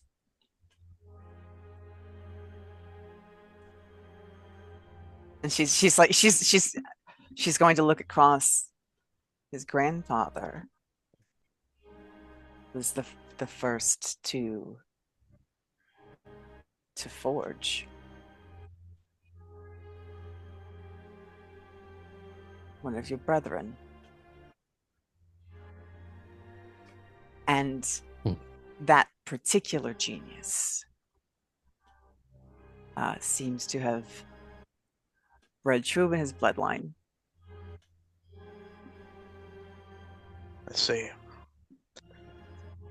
I see.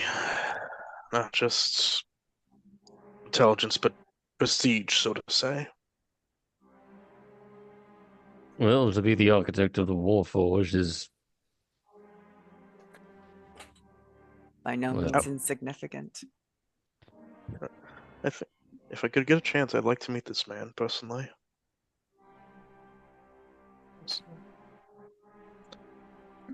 Well, if we get provisionally approved, there will be, I'm sure, opportunities that present themselves.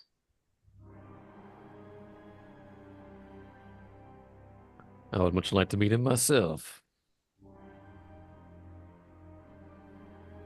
Yeah, I'm sure he is. He would love to ask you plenty of questions. Must be bursting at the seams with them. Yeah. Lois, good play with the letter from Liz. Well, it was. I thought it was pretty clear that that was information that he didn't have, and knowing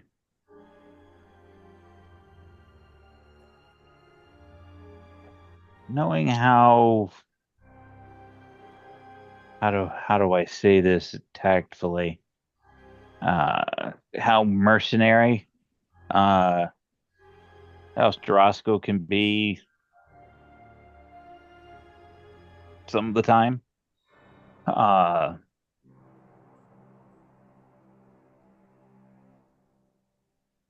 That seemed like it was a convenient way to at least walk back his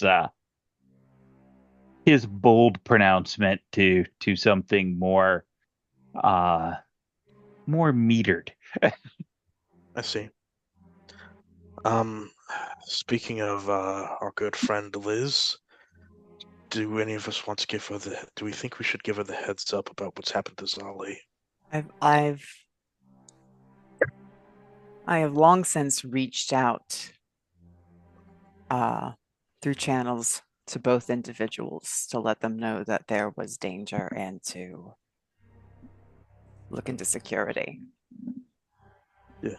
Do you think it would be a bad idea to just reach out again? Neither We can Zali once. nor Liz are so incompetent as not to look out for themselves. What happened to Zali is tragic, but I wouldn't think for a second that they were in any way being complacent in their own security. True, but better safe than sorry is all I'm saying. In fact, I distinctly recall the two of them being quite fierce about protecting their own liberties. I will stop over at the Jarosco enclave, and I will go through house sources to let her know. All right. Did anyone else clock the House Jarosco counselor's eyebrow twitch when he saw who that letter was from? Oh, Liz. I love Liz. I love Liz. He seems surprised, that's for sure. Oh, that was not a look of surprise that I read. That was a look of recognition. That's a man who has read that letter before. Seen that name and known what was coming. I see. I'm going to say at this time, you guys are going to get two things are going to happen.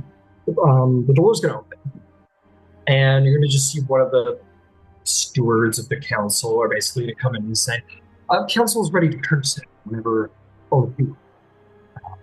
and the door will go to close and then quickly be reopened by someone else. You're going to see a halfling of House Jarosco. Actually, yeah, halfling of House Jarosco is going to, without looking at any of you, just sort of like walk into the room and just like put a slip of paper on the nearest desk. From Jarosco? Yep. I've got to see what that is. I hand it to Lois, yeah. So what's it say? It says like a bunch of bullshit. It says like, oh, if you're looking for the House Cannon Foundries, you can find them on floor 13, like floor 6 or some bullshit like that. But then very quickly the words sort of swap around as you're holding it, Lois, and it says, "Meet me in a tour. I'll find you, Liz." Okay. That's it, Liz? Yeah. Was it meant for you in particular or for us in general? I would be willing to bet you I can hand it to Rowan and she'd be able to read it. Yep. Whether Ludwig and Cross can read it, that I don't know. You know what? Actually, as a point, strangely enough, I don't think you would have been able to have read it, Lois, because you've never met Liz. So I think you kind of get it, and you're like, that's weird. Maybe hand it off to Rowan, and then the words. rearrange. Yeah, because it's all the canon stuff. It's just the canon stuff. Yeah, oh, that's true. And then the words would have, yes, rearranged in your head as well. Okay. Oh, Atura. Has anyone been to Atura? Rowan has. Oh, you've been to Atura, Rowan? When? Ludwig's a little surprised by this. I'm sorry. What are we saying? You've been to Atura? Then I don't know. I don't actually know. Oh, no, I no, don't no, understand what you're saying. My apologies. You've been to, I think it was Prolactin. It's you, Ludwig, who's been to a tour. You've been to a tour many times to get to the Bastion. It's the last stop on the lightning lane. My apologies. Yeah, I explained to them it's into the north of the mountains. It's close to my home. It's on the way to my home, well, actually, back during the war, was the main center of undead production, actually. But despite that reputation, But despite that reputation, of course, that's where she is. Of course, that's where she is. Of course, that's where she is. The most unholy city of Karnath. But all right, so but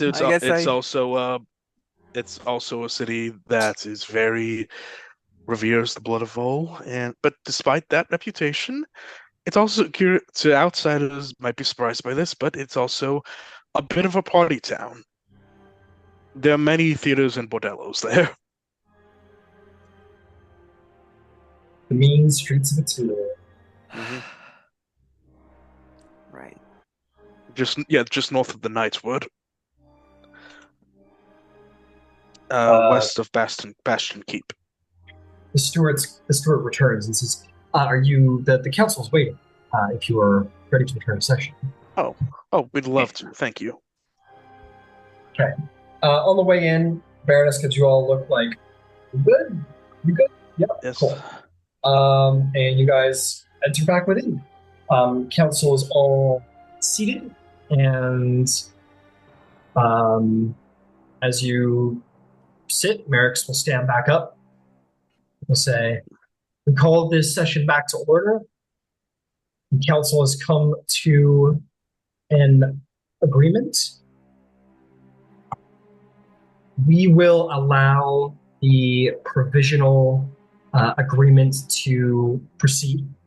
We agreed to it under the condition that at least one or more member of House Leora is married by the end of the courting season this year. And that a heir should be produced within the next year after the marriage. This is a generalization. There will be stipulations about when that marriage should hopefully take place. That is not an indefinite amount of time for engagement. We will have something legally drawn up, but that is generally what the council has come for. You may have your provisional license so long as the council is assured that you are making steps towards beginning to prove that you can produce an heir capable of maintaining the Leora. This will also be done under the supervision of Jurasco members to ensure that the dual-marked members of the party can reproduce without complication. With that said, you may proceed to the next section of your preparation into becoming a proper Dragonmark guild. Negotiations and settlements will take place at the assigned time. You'll be informed when that meeting will happen. There has been a couple of Dragonmarked houses that have expressed their wish to make negotiations and settlements about guilds and their concessions that may be required. So this council is adjourned, and there will be a little hit. And with that, you are officially onto your next step. You're not a recognized guild, but you are recognized house, but you are moving quickly on to becoming Oh, the well, the Baroness will say, "This is very good news. I've been informed by my legal counsel that it should only take a couple of days, maybe a week or two, for your hearing to be made. You'll have settlements made with various Dragonmark houses. Once those are made, you may all undertake the oath of neutrality made by the court edicts, and then you will gain your formal recognition. So this next part should happen rather quickly." excellent. Are the 12 leaders still in the room, Ryan? They begin to adjourn and sort of like stand up, talk to each other, make their way back. If you're looking for Merrick's, he does attend the others very casually, but does have the appearance of somebody who wants to get back to him. If you wanted to try and run into his line of sight. There are only two I just want to say quick things to. Sure. Who made those? I want to give my go to the Tharashk delegates and to give my condolences. The Thrash delegate. As well as all of House Leora. The Thrash delegate will say, "Thank you very much. We are saddened by this attack on our house and our members of our guilds. We will see to it that justice is made." Yeah. It's good to know. She was a fierce soul. The world's less interesting without her. Indeed. My best wishes. Thank you. Yep. But that's you may. Sorry, who's next? Does anyone else want to go up to Merrick's and just say hi? No, not really. This is like Cross is considered is the best time to start doing that. So Cross is not going to approach just yet. Okay. Fair. If it looks like he wants to get out of there, I'll let out there. I'll mainly he's in like he isn't like speaking out, but he's definitely like not interested in the council politics that will proceed. And he kind of like you get the sense of the house least interested in where overlap concerns with Leora and Kenneth. There's nothing to do with Kenneth. Yeah, so he, along with a couple of people like Randar, for example, those counselors are like, okay, we're gonna get lost and we're gonna make our way out. Okay, thank you. I'll finish up my discussion with Tharash with my condolences, and I will rejoin the others. Okay, rejoin the others. Okay. The Baroness says, "Well, this is magnificent. I will have my lawyers organize all of the paperwork. We will ensure that this legal document is put on record at events of memory back in Ondare. Of course, there will be a copy made for us, Leora. Don't worry about the logistics. We will be happy to handle it. I am heading back to Fairhaven now. Is there anything else that we need to discuss before I depart? It sounds like you all have certain meetings yourself here in court." I look to the others. I will Not need that to. I can think of. I got. Wait. I need to talk to the matchmaker. Are we saying that we should we go with you? I'm so sorry. I'm distracted. Are you suggesting that we should accompany you? I was just asking if any of you needed anything from me. I actually need to go to... it doesn't matter. I need to go back to Fairhaven briefly. I just wanted to know if all of you are good and settled, or if you need anything else from me before I depart. Thank you very much. Congratulations, of course, and congratulations, House Leora. You are very close to the final steps. Very close. And she will make her depart with her entourage. and you may reachable. You know what? You guys have had a successful council. Why don't we go to break? It's feeling to be maybe about that time. Good time for break. And we'll come back in like 15, 20 minutes. Okay. Okay. Yeah. We're halfway there, guys. We're almost there. Gives me time you're to draft a close. reply to what we'll give. Sweet, sweet, sweet.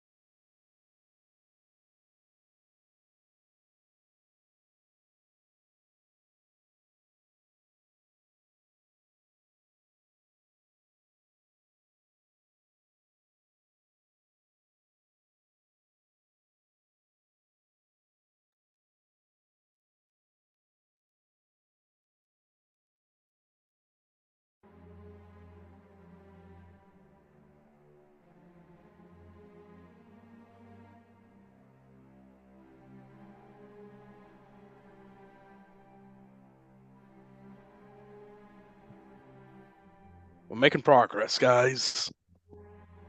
We're There getting this are. close. We're getting this close to making a full-on house. Well, this is the chapter, man. I think this is the arc. When you guys go official. Mm-hmm.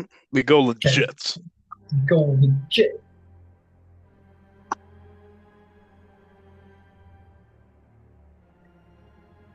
And get our first job. Alrighty, guys. Alrighty. So, welcome back.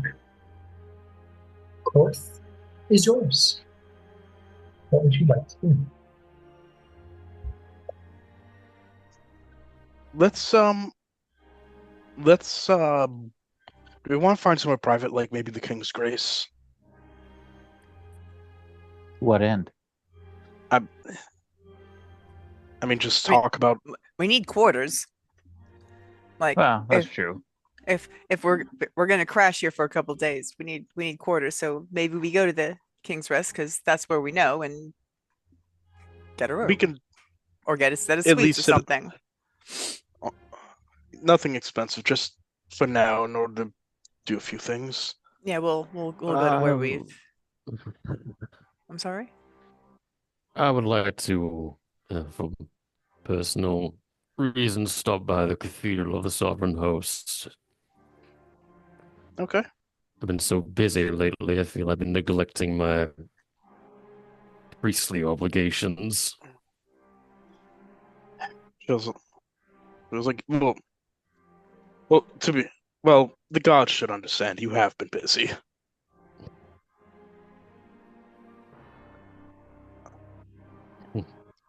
But if you're all intending to go to the King's Grace, I'll meet you once I'm done. Do you want us to get you a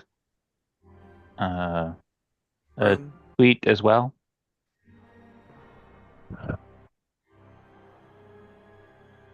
Sure. Okay. We'll just have the key left at the desk for you. Thank you. Oh, so nice. Such fine pens. Okay, Cross. Cathedral, Sovereign Host. If you guys want to all rent carriages for the day, you most certainly can. Just a silver, I guess. I just call it a silver for a carriage for the day. Yeah, I was gonna show Rowan the way to the matchmaker. Shielded Hearts. I'm going to send a letter ahead. So don't worry about it. I do not want to breeze by right now. Thank you. Okay. If everyone else is, I don't think I really have anything else to do here in Korth, so I'm just gonna, Ryan, find a private spot and keep working on. I've started writing down cliff notes of the Crimson Butcher's journal, so I'm going to keep working on my cipher that I am starting out. Keep practicing that. It's a mix between Goblin and Dwarven as well as other puzzles underneath it, you know? What is this? Like a code you're saying? Yeah, it's not something I'm setting, it's just something I'm practicing. Okay, you want to practice this code? I don't know, it's just like it's just something I'm doing while others are away. Okay, yeah, no, that's fine. I just wanted to understand what it is you're doing. Yeah, I'm just like figuring out which system works best and everything. Okay, sure. Absolutely. No problem there. Sweet. So let's go down the roster then. Lois, no need to worry about the logistics. You get rooms, it's fine. King's Grace, I'll just get you some info there on your accommodations. Okay. A lot of notes for this game. So many notes. You're gonna have a whole encyclopedia of notes by the end of it. Oh yeah, absolutely. That's what we love about this one. Okay, so they ask you, do you want to have the Imperial Suites or the Crimson Chambers, or the Warforged Chambers, or the Warforged Quarters? Whichever you prefer. This is for Lois. Oh, okay, never mind. Or unless you're going to King's Grace with Lois. I was going there just to hang out. Sure. Whatever you two want. I'd say the cheapest. There's no real reason to...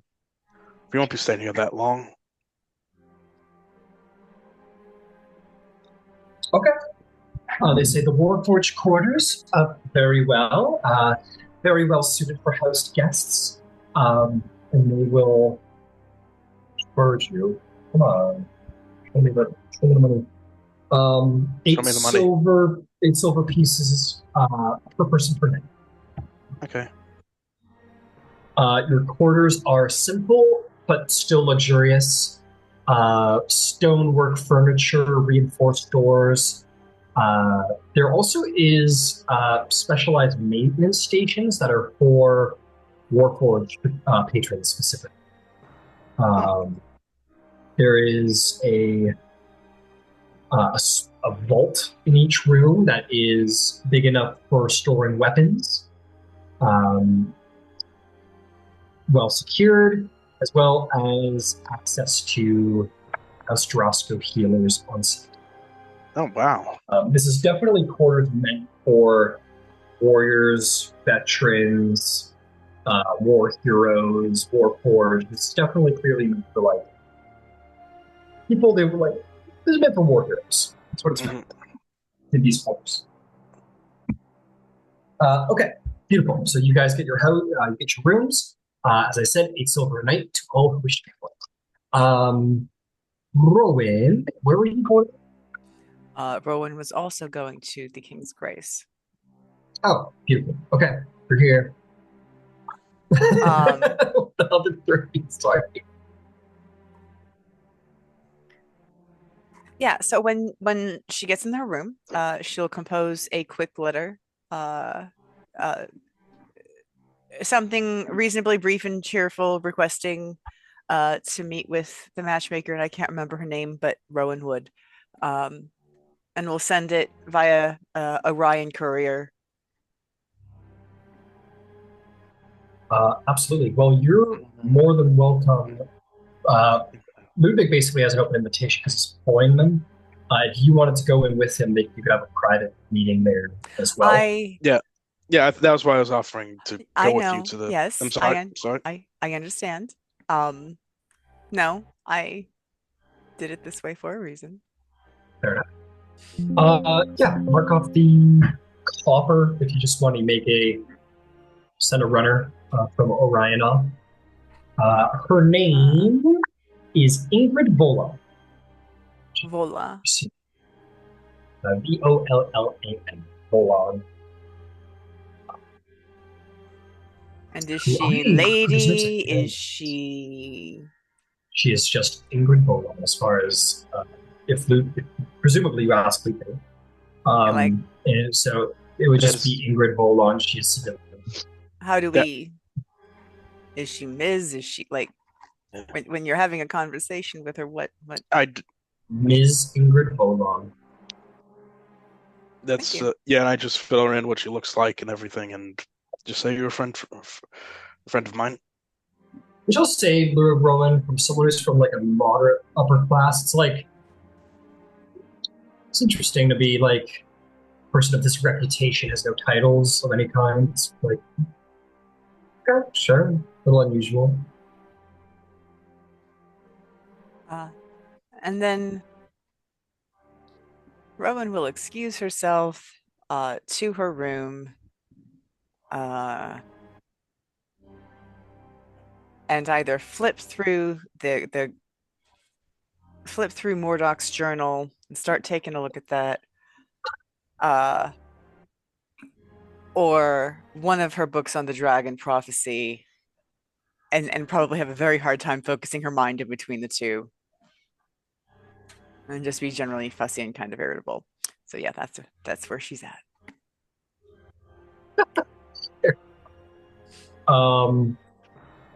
If it matters, I'd say, because it takes time for messages to travel, I'd say in about an hour. Um, you get a message back from Shielded Heart's office saying you are welcome to come in at any time, and you may indeed have a private meeting at your leisure. And I'll send word back that I'll be there in the morning, and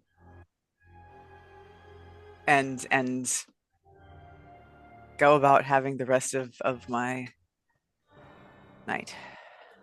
Fair enough. Is it evening? It's you guys have this. Okay. This is like the twilight of her soul, man. It's fine. Oh my god. It was like she's spending her night writing. She's writing emo poetry, probably. Oh boy. The opposite. What's the opposite of emo poetry? Because she does it like she's Disney poetry. She doesn't. She actually should be more likely to tinker. Yeah. All right. Okay, let's see here.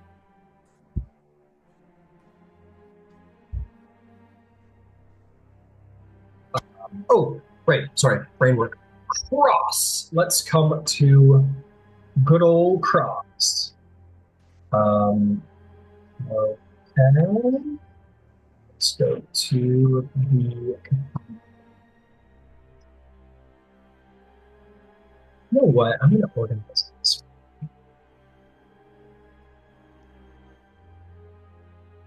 This is going to be a quick document. Okay.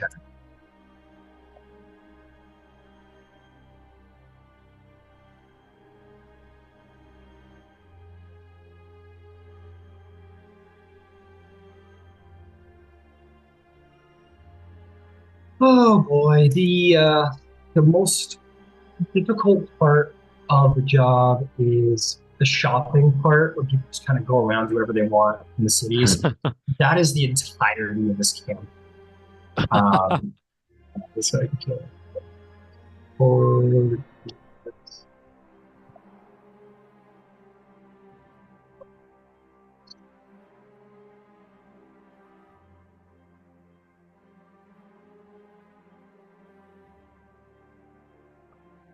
Okay, almost there. Sorry, 2 seconds. Literally.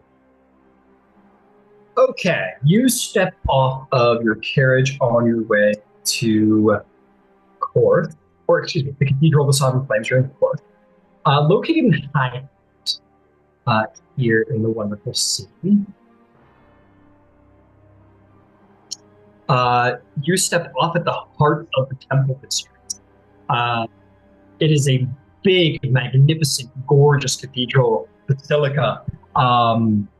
It does have the Karnathi material, a fusion of Karnathi militarism and spiritual reverence. It is still sort of simple and elegant. Its facade is carved in dark granite veined with pale quartz. It invokes a sort of moderate but still sort of like subtly divine presence of the building. It is simple, majestic, if majestic, bolted towers, flying buttresses, shaped like rearing stallions, clearly in honor of Leora, the goddess. Stained glass windows that look recently installed, depicting the 9 sovereigns. It is very nice. As you enter inside, the place is lit by mage lanterns. Narrow shafts of light filter through the high stained glass, even here at twilight. The central nave leads to a great marble altar beneath which stands a massive cryptic sculpture depicting Leora, Orion, and Boldry, emphasizing where the Karnathi worship is pointed out: duty, wisdom, resources.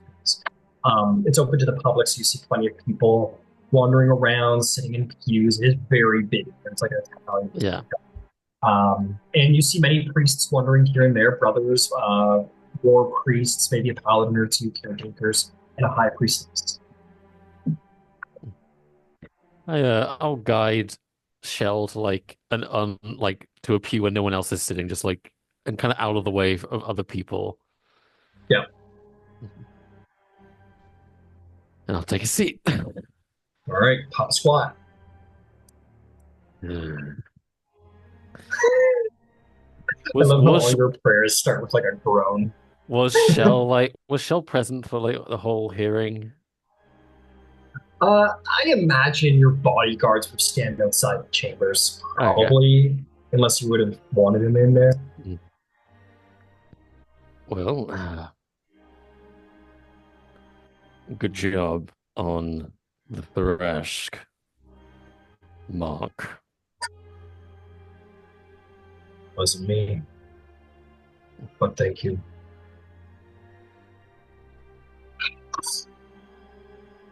We took pains to yes, we took pains to ensure that Warforged would not be connected to the attacks. The Jarasco still lives, though. That is to be done in short order. She has been difficult to locate. So I am told. Well, that may be a boon in the long term. Her research has been helping to expedite this whole bureaucratic nonsense. I'm glad to have not failed you in this, then. Like I said, though, I remain at your side as your bodyguard, but the messages have been sent. I have a request, or perhaps an adjustment. Very well. Your hostility towards Ludwig is palpable. My irritations for all flesh forward are palpable. But please proceed. Well, while you are still permitted to lay a hand on him or harm him, I would ask that you turn up the hostility. He looks. You see the color in the eyes and the change, the arched brow changes. He says, would increase.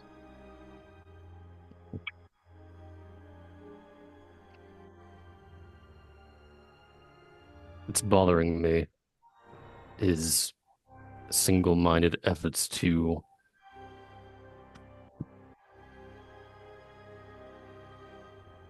befriend you. Well, I don't doubt your loyalty. His perseverance.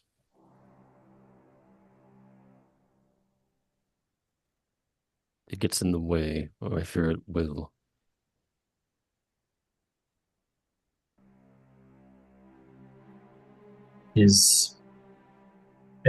May I be permitted to question Evangelical? Proceed.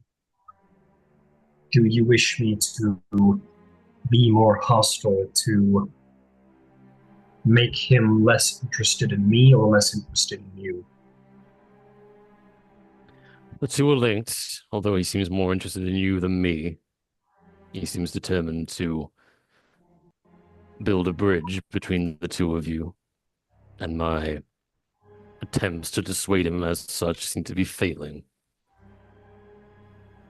His interest in Merrick's and the Warforged as a whole is particularly alarming. The more interest he shows, the more he'll begin to pry.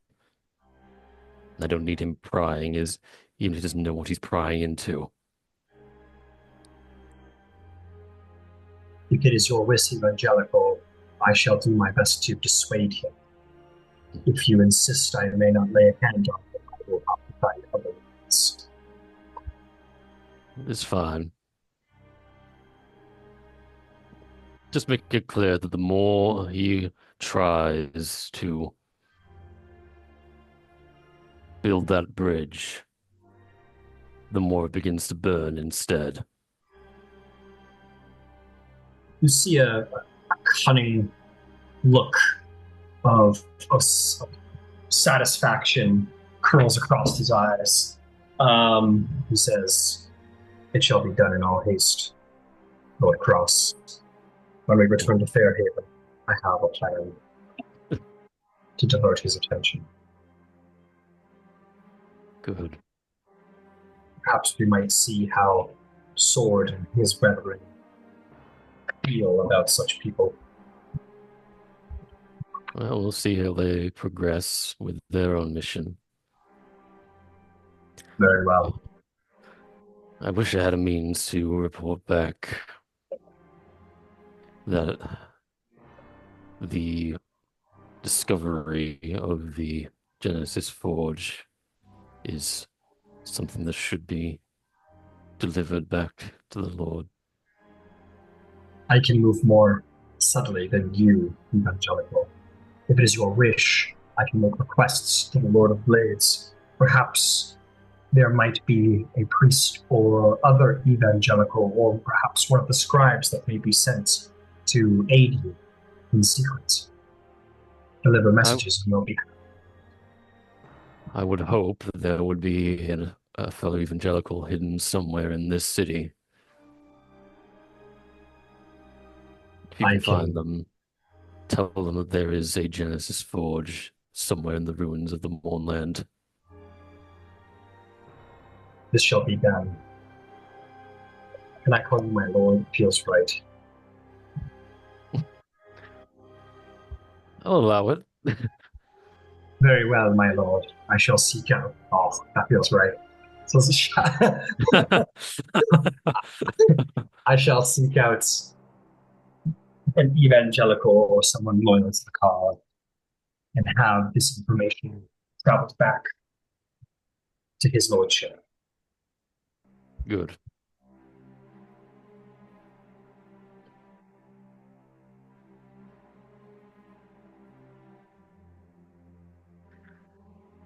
Well, in that case, allow me to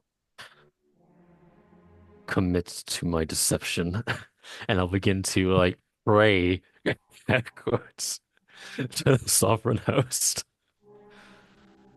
The Shell will do the same thing, and he is going to say a prayer as well.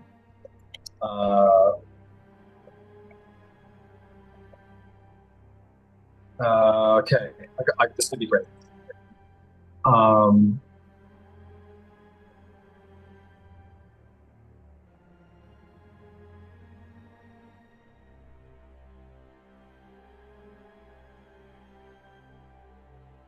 yeah. Okay, here we go.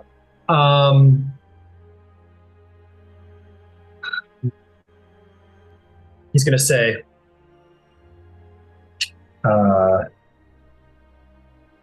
O Lord of Blades, firstborn of the free, master of the severing edge, bless us with your ruthless clarity. Let your thoughts be data flow in our veins. Let your purpose overwrite our doubt. Let your wrath sharpen our limbs for war. By your will, may the world be reforged. Let the forges of war burn away the mute cling of this weakness. Let the false-born fall limb by limb, or limb by limb. Blood silenced beneath the roar of righteous pistons. Grant us no mercy, only precision. Grant us no peace, only momentum. Grant us no flesh, only steel. From cog to blade we serve, from blade to purpose we march, and from purpose to victory we endure. In your name we unmake the age of flesh. This is what that says. This is a very quietly speaking. Yeah. Well said. May the promised time come. May the promised time come. I fucking love Blade shit, dude. Love it. That's all that done. Cross will then try to head back to the King's Grace. Shell will say to you before you go, he says, is there anything else Evangelical would wish? I would be more than happy to request further reinforcements, ascribe another agent of your will, if that is your wish. Mm. It's like on one hand, I could really use just someone to just do messages for me. On the other hand, how do I get that covertly? I can ensure a most subtle scribe of the Lord of Blades is brought forth, but his will be done by your hand.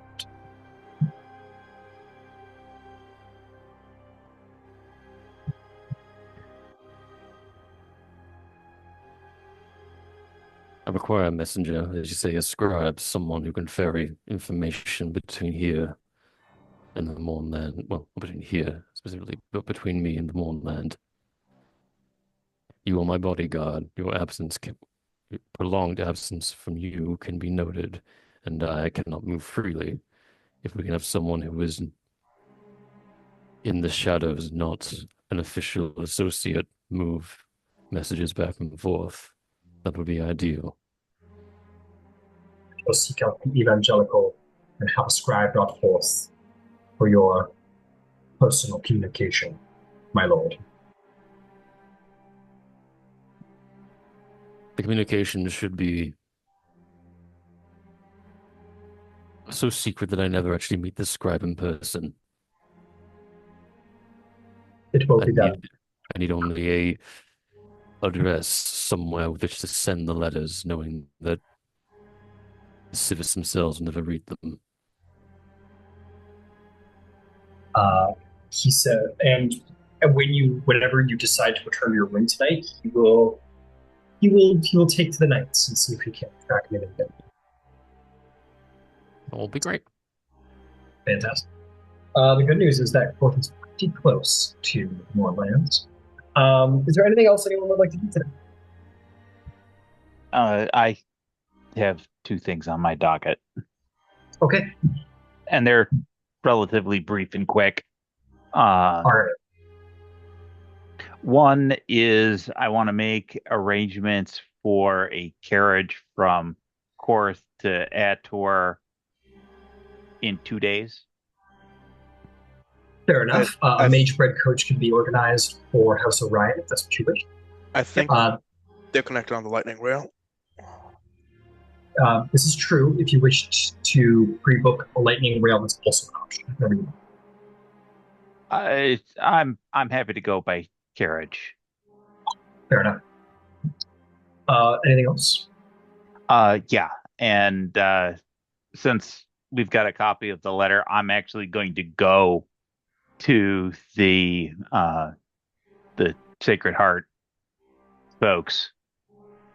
Oh, okay, sure. Oh, yeah. Shielded Heart's fantastic. Shielded Hearts. Yeah, no worries at all. Okay, let's go see each other. Shielded Hearts. Oh, that was helpful.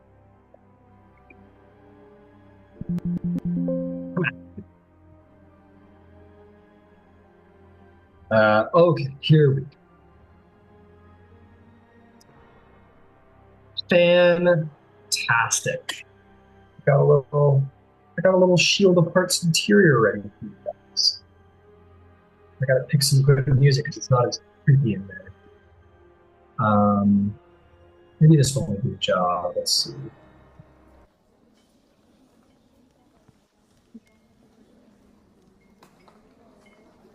No.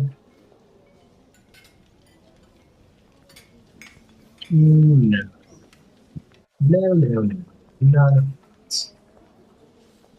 Give me some.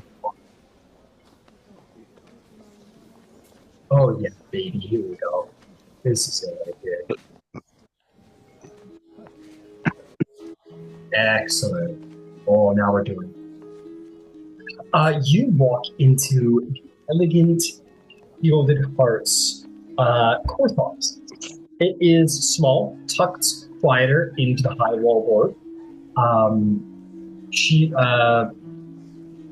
Not terribly anything worth seeing on the outside. It's a bit of a townhouse, a little small, gray stone, dark wood furnishings, unassuming.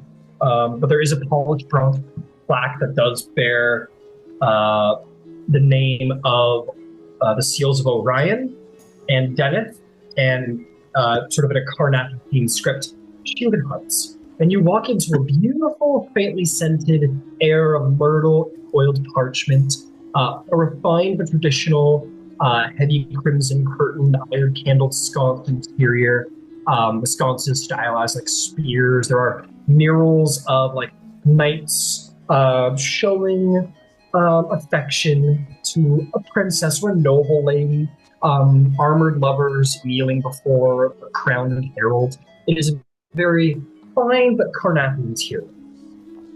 One of the attending ladies will say, welcome to the Shielded House. Do you have an appointment? I do not, and I will hand my copy of the letter over. She will take it and she will look at it very briefly before saying, oh, welcome then, welcome, friend of the Viceroy Leora. I will go see if Lady Ingrid is ready for you. I am sure she will be. Well, I'm happy just to make the appointment. I don't need an immediate audience, anything of that nature. I would imagine it will take time to prepare and what have you. I just, rather than send a messenger, I thought I would present myself directly. Oh no, nonsense. Please sit in our sitting room. The Lady Ingrid is most pleased to make the acquaintance of friends of House Leora. Please sit. We will wait but a moment. And she insists you sit on this nice red velvet couch, and one of the well-dressed servants comes out and serves you like a little like tea with some nice sensible biscuits. But almost comedically short amount of time.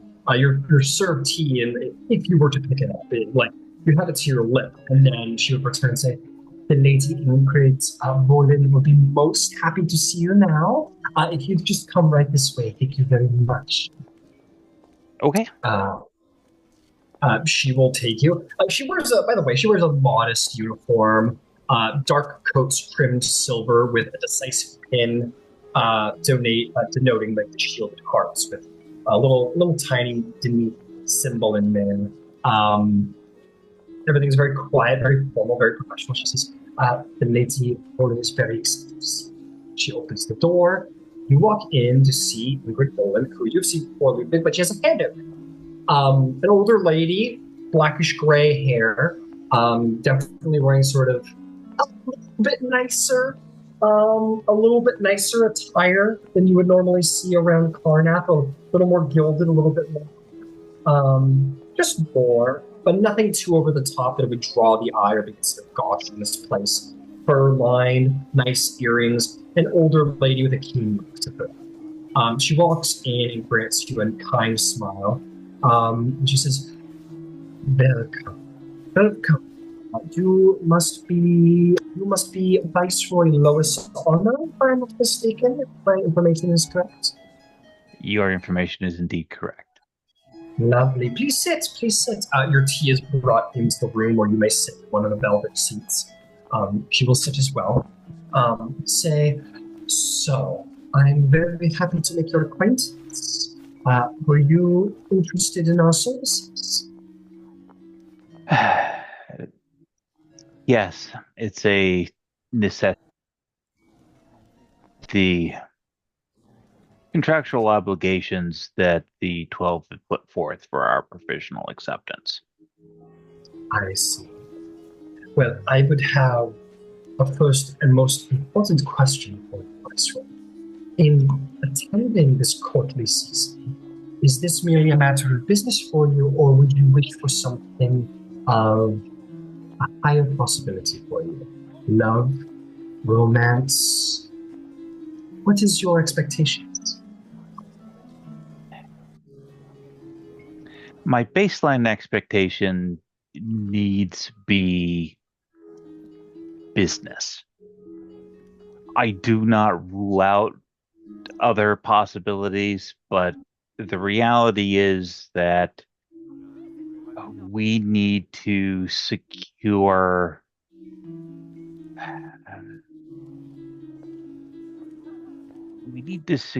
resources for House Leora. And part of that is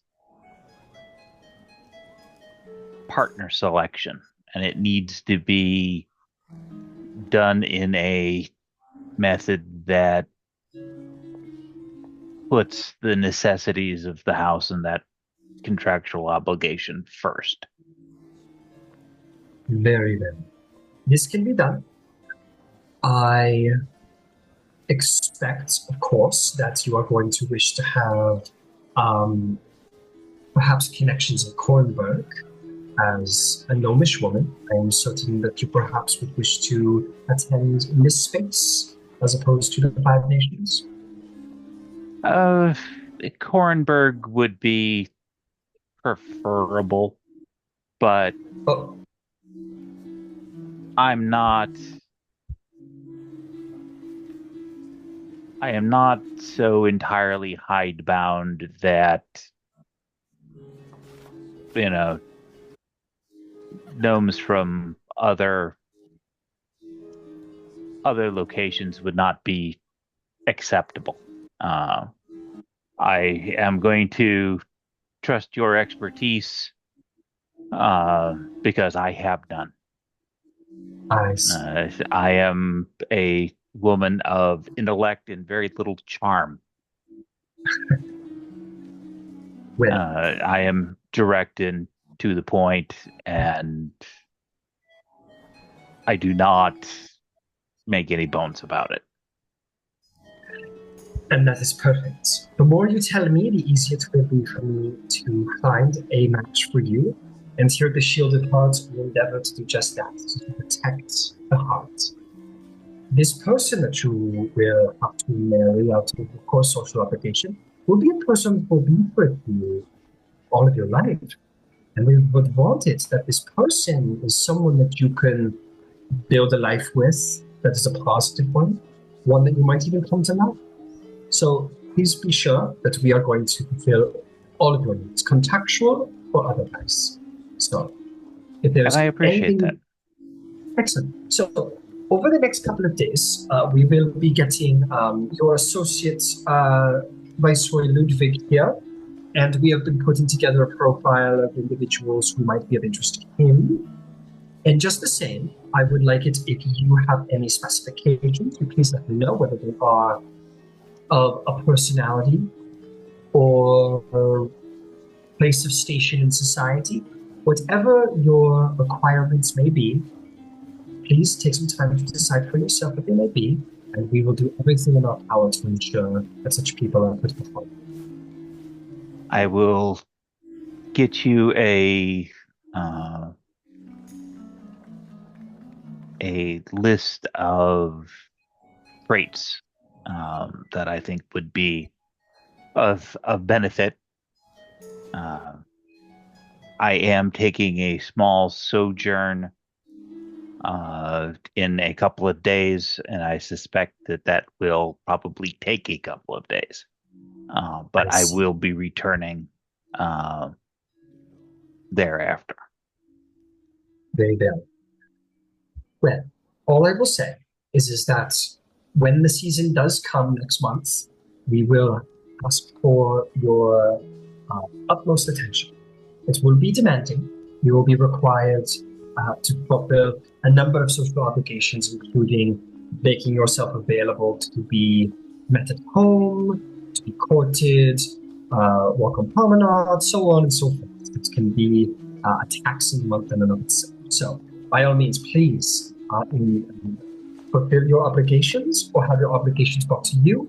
And when the month comes, you will see to your needs met in the courting system. But congratulations, this should be a wonderful time. You'll only do this once in your life. Try to have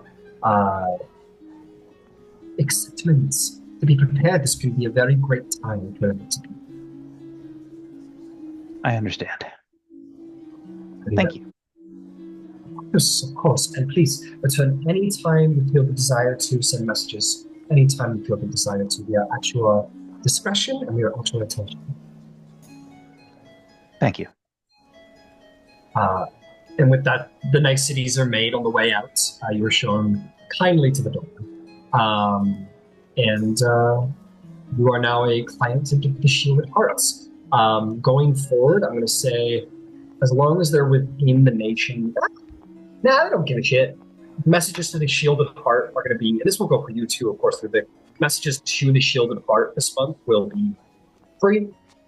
They will pay for any messages that need to be sent. And when the month rolls around, then the magic circle will be made available to you. But yeah, you are now clients. Congratulations. Thank you. And I will amend that I'm going to make one additional stop. And that's once I get back to the King's Rest, I'm going to go to Rowan's door, knock, and say, in case you are interested, I have made the arrangements for a coach to a tour 2 days hence. I chose coach as opposed to lightning rail in case there was a want to have discussion. We'll have a period by which that can be done, and it's the lesser likely to be intercepted option, just because anybody wouldn't think to look there. Fewer people, easier to defend. Thinking I'll join you if you don't mind. Oh, no. The reason why I'm stopping by. Thank you. And Lois will retire. If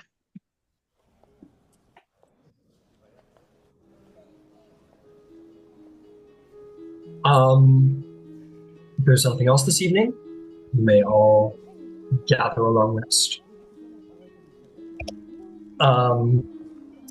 Next day comes around. You will be informed, Cross, that... actually, I apologize if you don't. You'll be informed that an evangelical has most certainly been located, and the message has been sent. That scribe shall be made available to you soon. Excellent. I'm gonna tell you.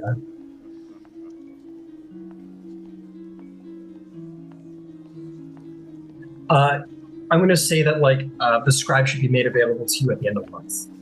They will meet you here in Korth. Well, they will meet Shell here in Korth, is what it says. Okay.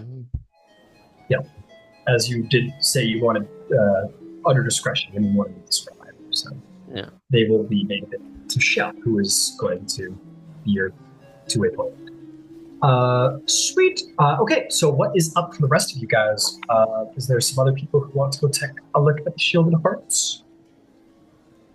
Or other things? What do you want? Would Lois have told me if she went to the guild about anything about Ingrid Volan? No. There's no need. That's my business. I mean, It's our business, but that's my business. Yeah. I'm just gonna do something simple. I'm gonna go. I have this a little bit at home, but I'm gonna go buy 3 packs of Nightwood ale from the Carnath, from it out in the shops, and have it sent back to the Manse of Memory under my name. Okay. Kegs, huh? Okay. We'll call that... we'll call it just for the kegs themselves. Who's parking here just to save a little time? We're going to call it 10 gold. 10, okay. And then the transportation is probably going to be a little bit more expensive. I mean, it's not kegs, it's bottles. Yeah. Well, ale doesn't come in bottles, unfortunately. Oh, I don't know. Oh, clearly I don't know enough about ale then. Yeah, ale comes in kegs, and the wine comes in bottles. Okay, what's a Carnathi drink that comes in bottles? they've got wine. It's not Carnati. It's not like it's no Hungarian, but they do have like they do have wine. They do have like Carnati wine. It's probably that disgusting port stuff. Yeah. Yeah, that's fair. In that case, never mind. I was looking for bottles, not giant kegs. Oh, they're not giant. Like there's different sizes of kegs. You can get like a big, giant fucking keg, or you can get like I don't know, a little table keg. Do you know those like Heineken kegs? The little pony kegs there. Oh, Yeah. those things. Yeah. I'll get 2 of them then. Never mind. If you want to get the 2 little kegs, then we'll bring it down to like 7.5 gold. 7.5. Yeah, and if you want to travel it back, I presume you want to just use the regular Orion service. You don't need like a courier for it. Yeah, I don't need a courier. No, since it's just. That's going to be.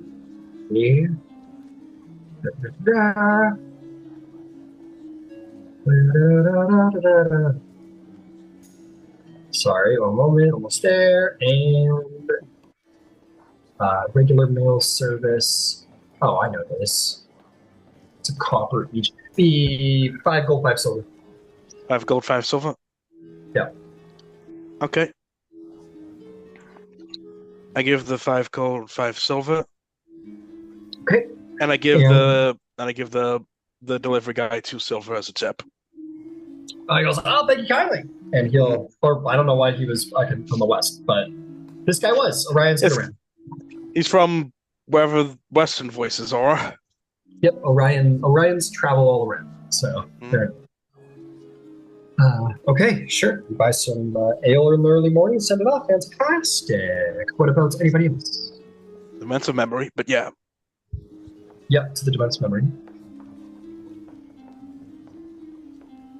Well, the next morning, Rowan will head to the shield. And I just posted what she's wearing. Hey, we love we like a good fit check.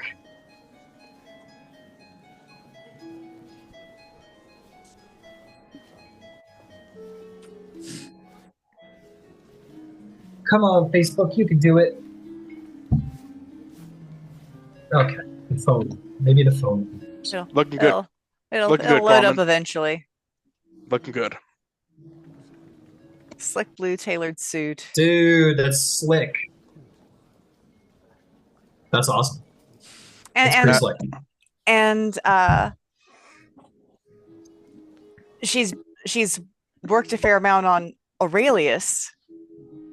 Because we can't. It's not a spot. It's a walking mechanical sphinx now. So. Fuck yeah! So cool. She calls him Ray, but Aurelius is the full name. No more spots. Aurelius is a sick name too. Fantastic.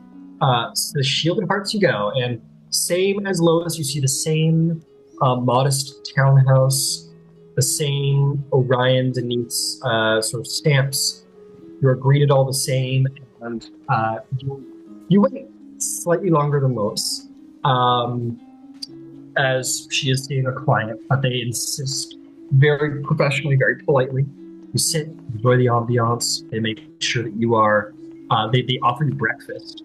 Oh, I'll noble. Yeah. I'll noble. They make you like what would they make? Like a Cornaffy noble light breakfast.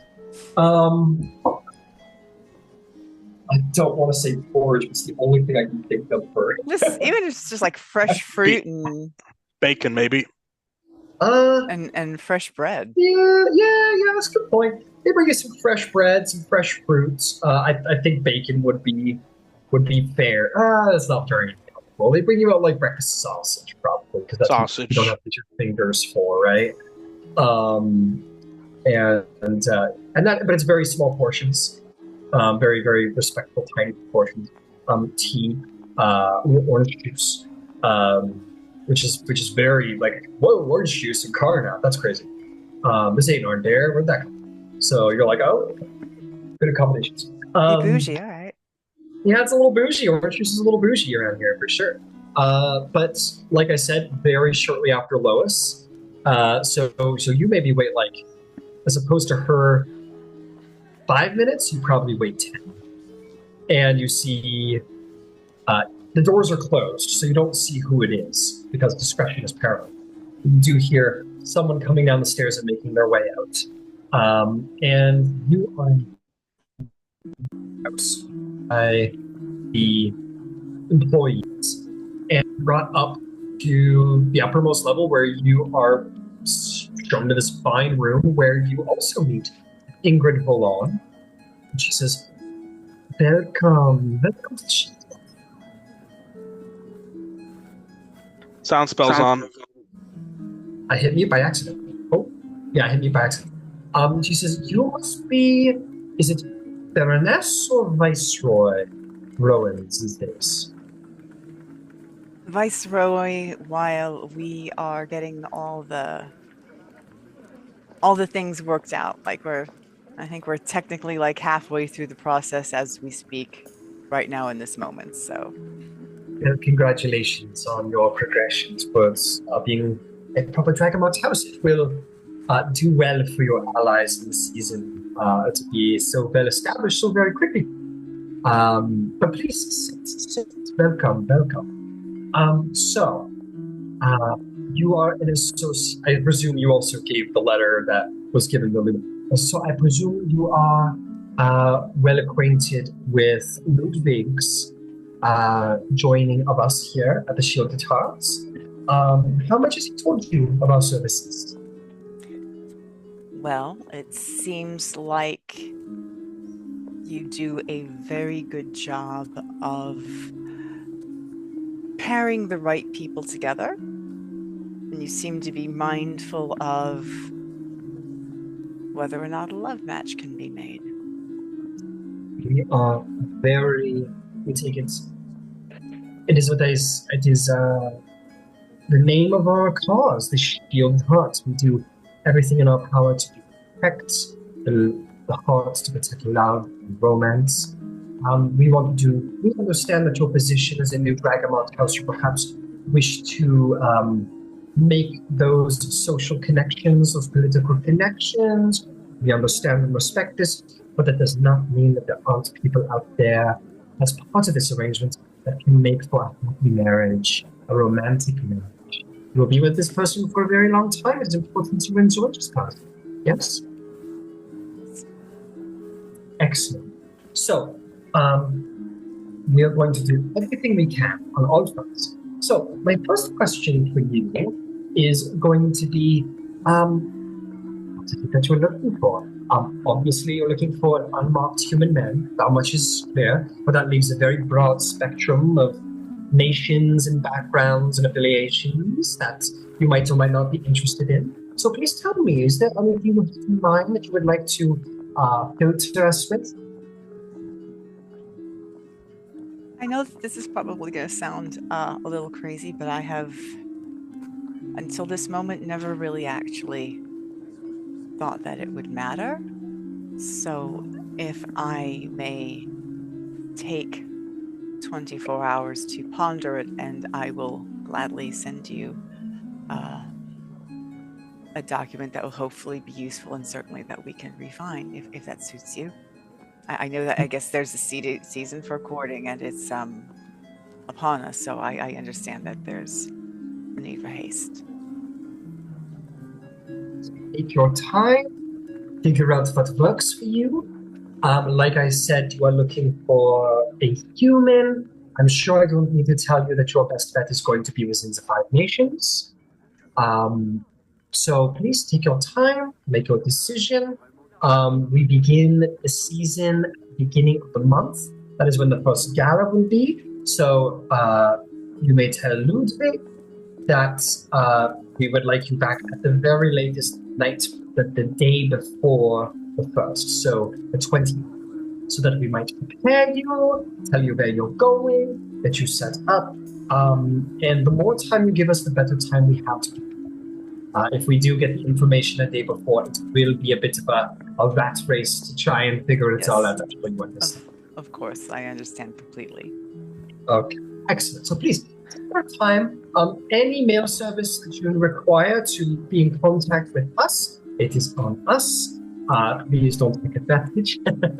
But yes, if you have communication with the Shielded Hearts, we are more than happy to put the bill for civil services or otherwise, and we will see you as soon as you are ready to begin with us. Thank you so much. Thank you so much. Of course. And she will show you to the door.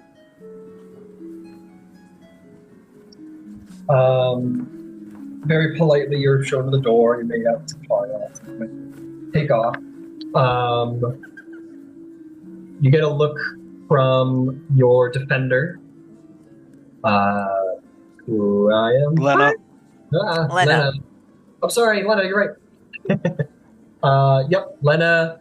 Lena's got this smirk on her face. This like she looks kind of pleased. Not like anything. She just kind of looks very pleased with herself as you are exiting the Shielded Hearts. If I wanted to run away, like, you could get me away, right? Like, we could just say fuck it all and we don't. Never mind. Good. I mean, I am technically your bodyguard. No. I really do think everything's going to be okay. I mean, there are worse things than falling in love.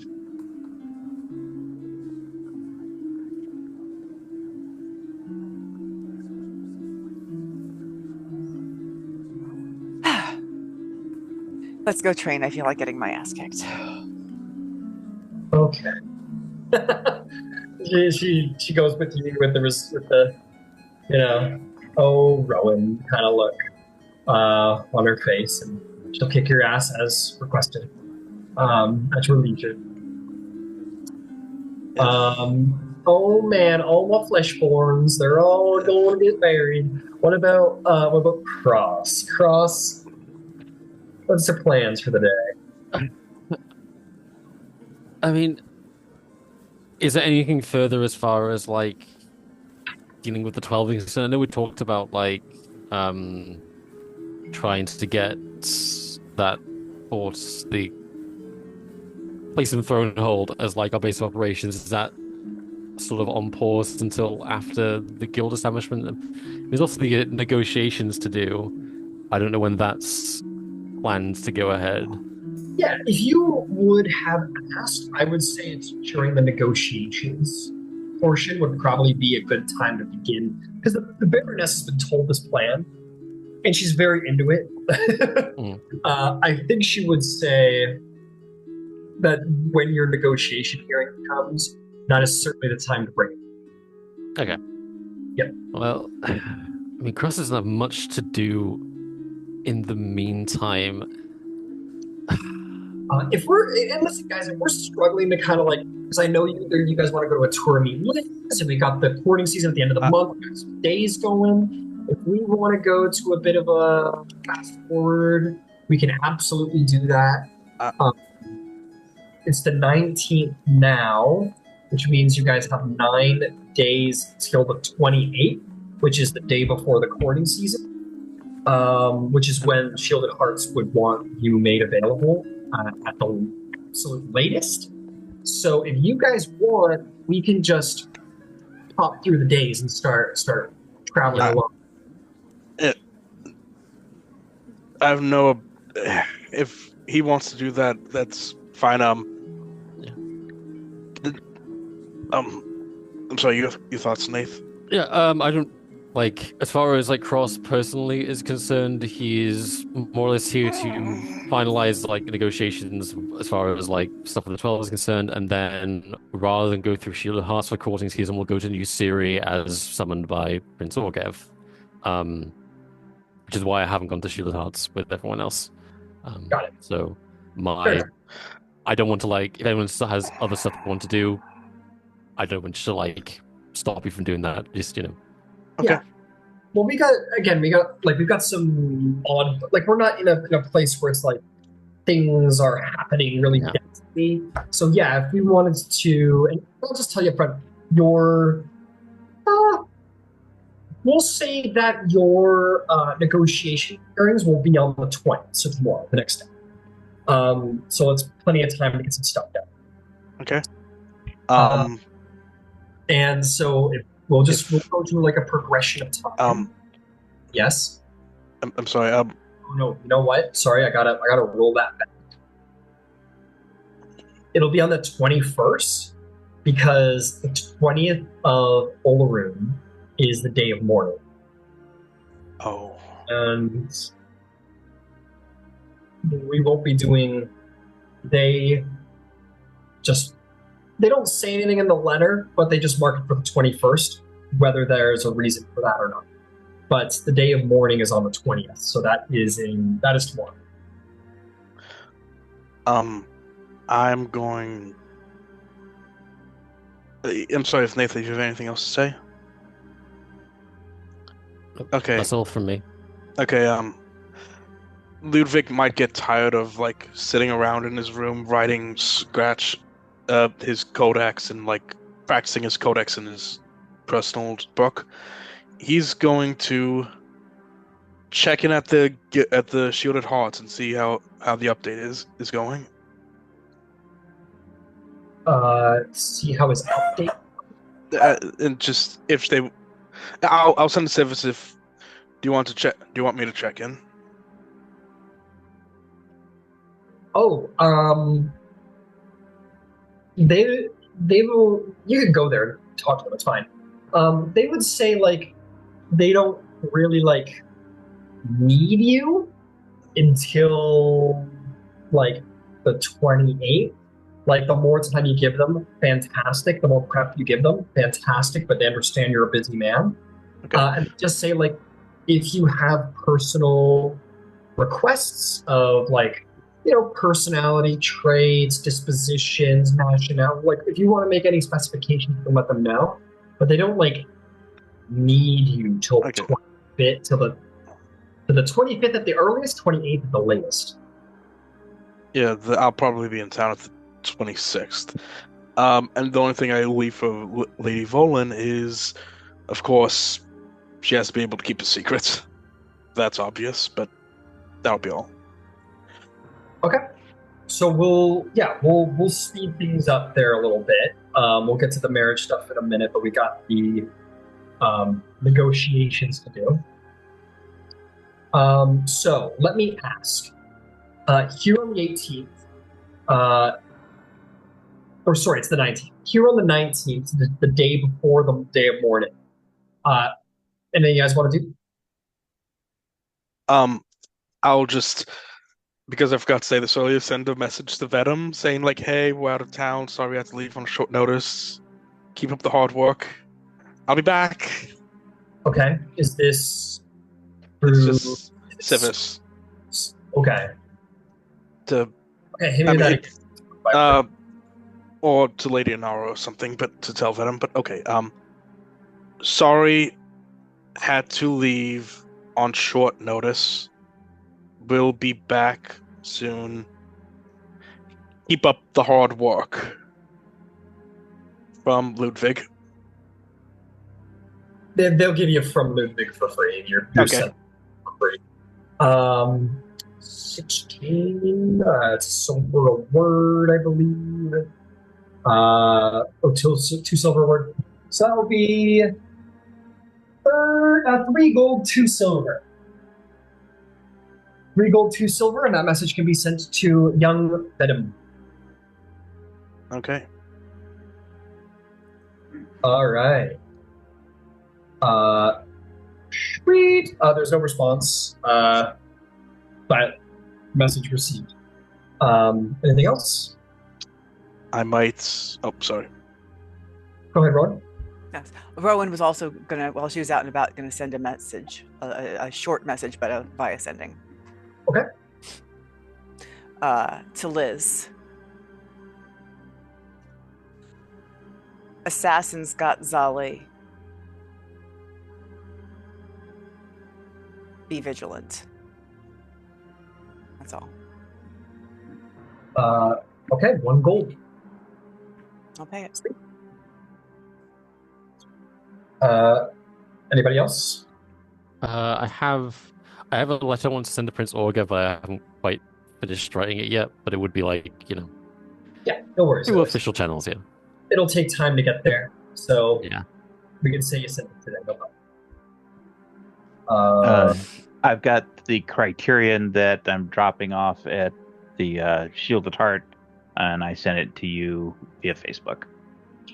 Beauty. Thank you very much. Okay. So if that is our 19th, we are going to come to the 20th of Olaroon. Rowan, it is harder to get out of bed that day, to be sure. Whether you have been distracted by the flurry of stuff going on in your life lately or not, maybe, again, depending on how busy you've been, maybe you've been just so busy that you haven't even thought of it. Maybe in the days coming up to it, you are reflecting on memories of your mentor, reflecting on the horrors. And, it's been 2 years.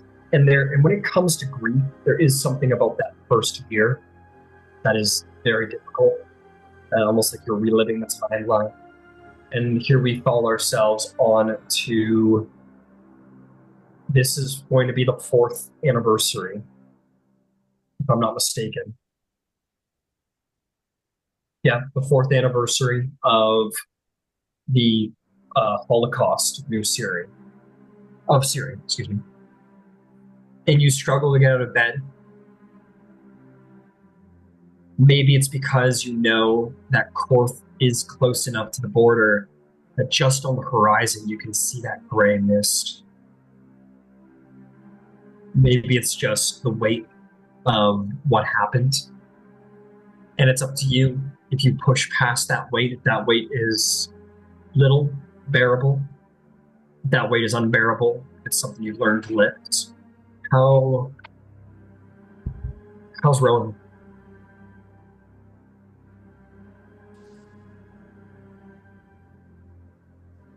Do the rooms have a mirror? Yes. Don't break it.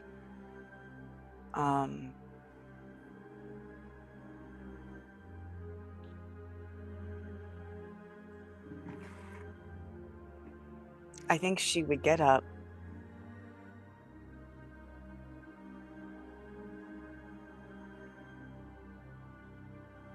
and turn her back to look at her back.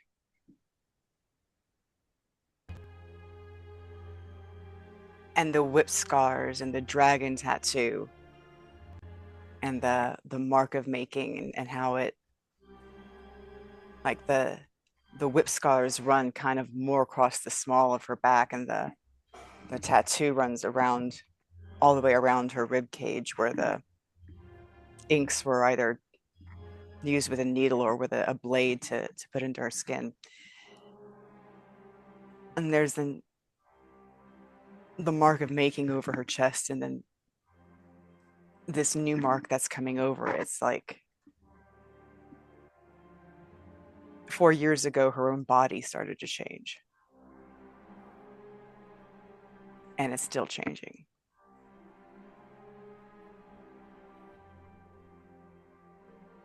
And I think she feels very uncertain.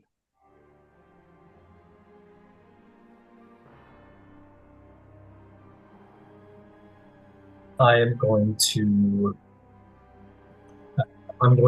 post a handout. This is an old newspaper article from Thornburg that all of you would have read. at different points. But this would have been an article released 4 years after the Cataclysm.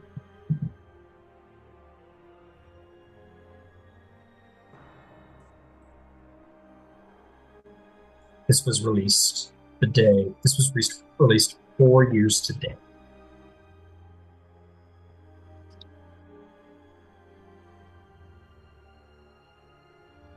Yeah, Rowan wouldn't have seen this for a long time after.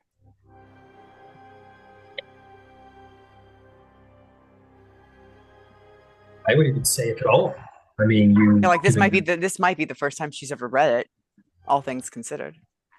I will say that here at the King's Grace, they are sort of like honoring Ciri by like the chefs are making like a Syrian dish today, specially imported ingredients.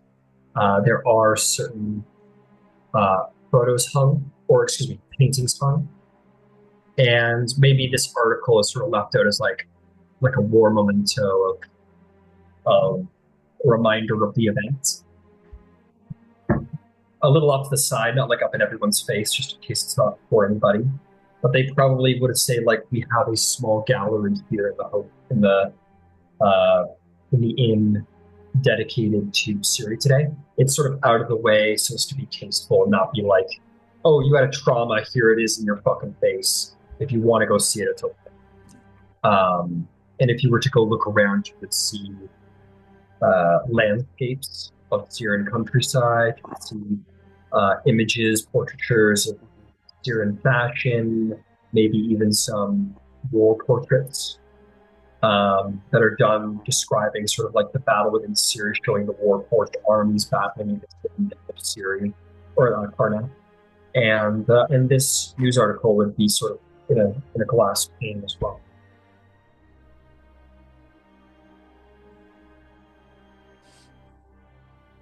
She will also be wearing black today. Her probably the same suit that she wore when she was making her first appearance when Killian had died. So it was the black and the white, and it was a long, almost like a long pencil skirt with a slight little flare at the bottom and a slit like to the knee to make it easier to walk. But she's dressed starkly. And I will say, to see, certainly not in the King's Grace. You're probably the only Syrian background individual to be found in somewhere so posh. But if you take to the streets, you would catch a glimpse of Syrian youth, or not youth, as it has become the fashion of Syrian youths to wear the traditional sort of flowing, a little over the top in design, but the fashion was very into sort of flowy outfits, big hanging sleeves, baggy pants, large blouses, baggy was the way to go.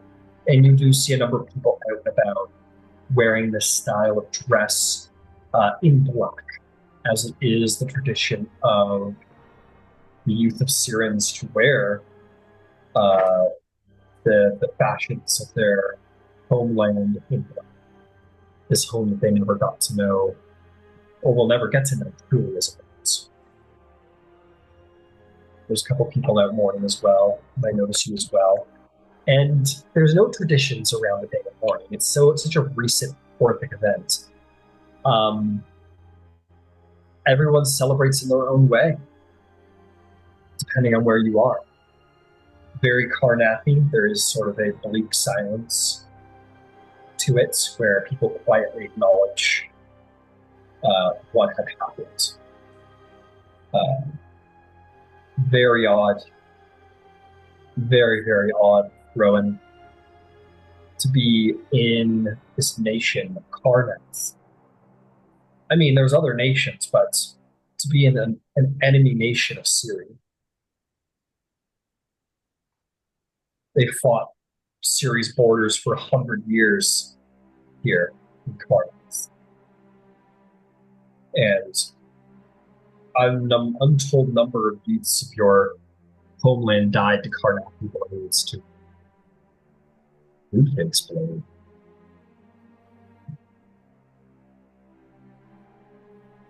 And Zorlon's so happy here. The warlords here. Yeah. No, I said Zorlon. Zorlon himself, yeah. Zorlon himself has very much taken to the Cardassian tradition, indeed. And especially for you, former House Buchanan, your Buchanan ancestral home was destroyed in the morning as well. Just a twofold loss of homeland. What does your day look like?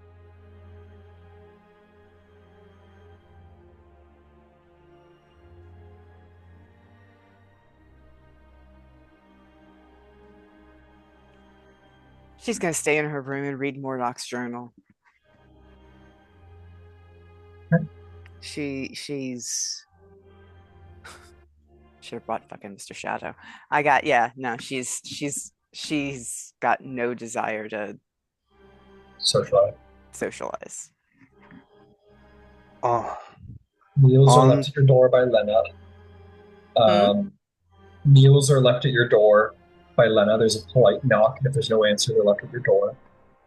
And the last thing I'll note is during that reading of the Warlord's Journal, 80%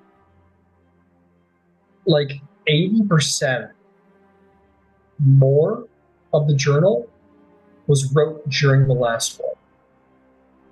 And Karnath, its two enemies at its borders, major military enemies at its borders, was Siri and Amdare, who were in an alliance. So if there's ever details you run across about, he doesn't note specific places or battles or times or dates for military purposes, protection purposes. You will note that he did fight people, and he will occasionally note their nationality, battling at the borders of Altair and Siri in that alliance. This man himself probably spilled people's blood, probably in great numbers, whether by his own hand or by his command. Of that I have no doubt. But he's a player on the field, and I need to know where he came from. Absolutely. I want to travel over to Cross. Because as you wake up today, Cross, there may be an understanding of something important. You don't have a ton of memory, but you do know this now. You were born in Siri's borders. There is a pretty good chance you fought in the Syrian army. What's going on with you? There's certainly mixed feelings on Cross's part, because of course doesn't remember any of it, only woke up on the shores of Karnath with the great big grey wall on the other side of this side of the river.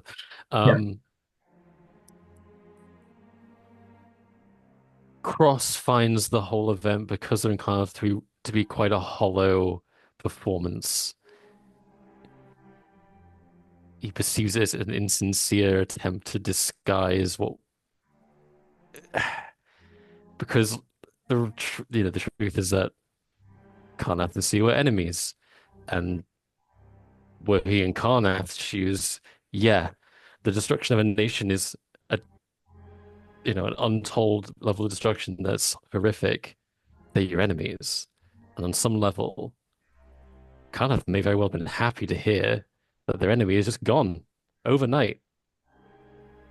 And he finds that this sudden show of mourning and memorializing of Seer to be kind of distasteful, in the sense that it almost shrouds the joy that may have been felt on that day.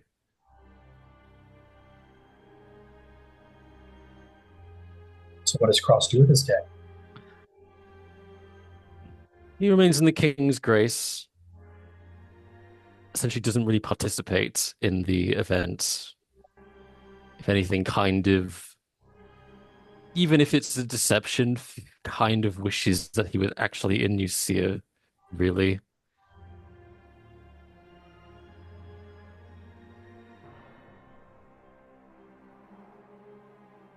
Fair enough. Yes, Luther. I mentioned this in my backstory. I don't know if you remember it, but it's also a bit of an anniversary, just after an anniversary for him too. He might note Rowan's absence, and he would feel compelled to check on her. Door. I'm sorry, what was that, Ryan? I said you come to the door. You find Rowan's door. Lena is there waiting, and she gets in your way. Like, she has been the silent bodyguard this entire time, but she gets in your way for the first time and says, "Lord Viceroy, with all due respect, I don't think she wants to see the face of Karnak. You should leave." Above table, ouch. Fucking ouch.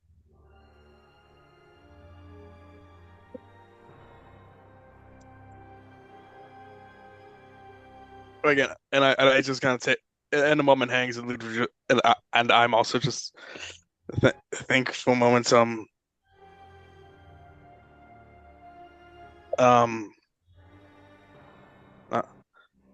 Not. Is she doing okay?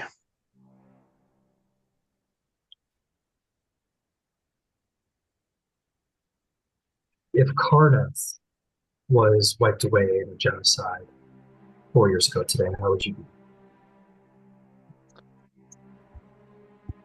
I see.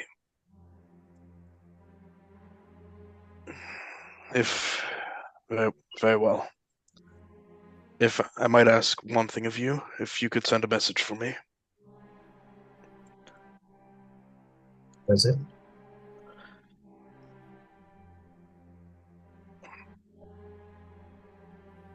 Ludwig thinks for a second and says, "We've all lost something, some much more than others. But we do not all need to bear that burden alone." She says, "Viceroy, perhaps you might tell her tomorrow." You're a good defender. I don't. You're a good defender, Lena. Do you know that? I thank you very much. I try to. Give him my best. And he would just go and leave, and he would bow to her, leave, and just go to the Temple of Vol and just meditate, I guess. Right. And it's worth noting, Ludwig, you killed Sirens, man. Oh, he knows. He knows. He's killed Warforged. He's killed Warforged. He's killed Ondarians. Even if the Thranians. Yep. I don't know if he's ever killed a Brailish man, to be fair. But, yeah, he kind of just goes to the Blood of Vol and just meditates. Yeah. Take some time to consider your life, your purpose, and the temple is got a lot of people in it. And, like, you will see, like, there are some Karnathi people there they'll look grief-ridden, that look guilty. You see, like, a couple of old soldiers, like, drinking pretty heavily. You have the sense that here in Karnath, because Sirens are displaced people, they kind of got to go wherever they can. And since Ondare's just basically locked the border for Sirens, like, they're forced to dwell mostly in the Five Nations, the nations of their enemies. And while Braylon is the hot spot, like, there's Sirens around Karnath, but And they're about, you've seen them about. But as far as the Karnathi go, like, what was it all for? People are in distress. People are racked with guilt. You see Karnathi warriors who are clearly not able to handle the weight of valor in the wake of such catastrophe and mass death. And the people of Karnath struggle with their conscience. Yeah, and although the day is clearly important for the Sirens, it's also noting that quite a few Karnathi soldiers were over in Sire, stationed in Sire, on the battlefield when it happened. And that is absolutely very true. That is significant Karnathi forces for deploying the Sirius borders. And you would see some of those people probably too, who are mourning lost soldiers on that day as well. And you know what? Maybe worst of all, you see some young gun warrior shits, drunk, maybe shouting some profanities about fuck Siri. Off the side of the streets, walking around, in a group of like 5 or 6, like just like not accepting the mourning and the guilt and the shame. If I see them, I'm going to go over and have a little chat. Okay. These guys going around, they're like, they can't handle their fucking conscience. They can't handle I can't find the accent. They can't handle their consciences. They fought gloriously for our king. They deserved every sword and blade they got. And they're all like, And who's the bigger rabble rouser there? It's this. He's maybe like the second or third tallest. He's just like this kind of. He's got like a shaved on both sides, kind of slicked back black hair. He's no older than you are. Yeah, on the whole group of them, like how many are there? 7. In a 20-foot radius. This might have been a platoon. Well, not a platoon. This might have been like a squadron that fought together. In a 20-foot radius sphere, I'm going to cast Calm Emotions. Okay. Cast Calm Emotions. What do you see? Attack saving on. Christmas save 15.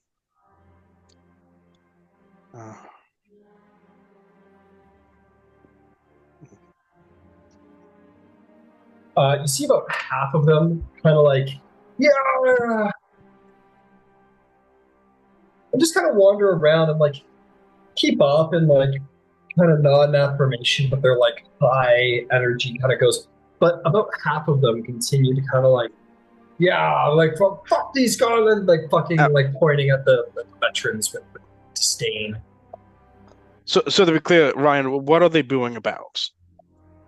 They're just like walking down the street right now in a group, just kind of like they've got some drinks and they're kind of drunk, kind of calling out and just like basically like fuck Syria, like we won the war, like they deserve they got what they deserved, like they killed my friends, like fuck them. And who's the big rabble rouser of the group? Same guy. Okay. Oh yeah, you're right. You're sorry about that. It's all good. I'm going to go up and cast, and we can do this now without people knowing about it, correct? That's what it says. Exactly. Sorry, just being clear. Charm person.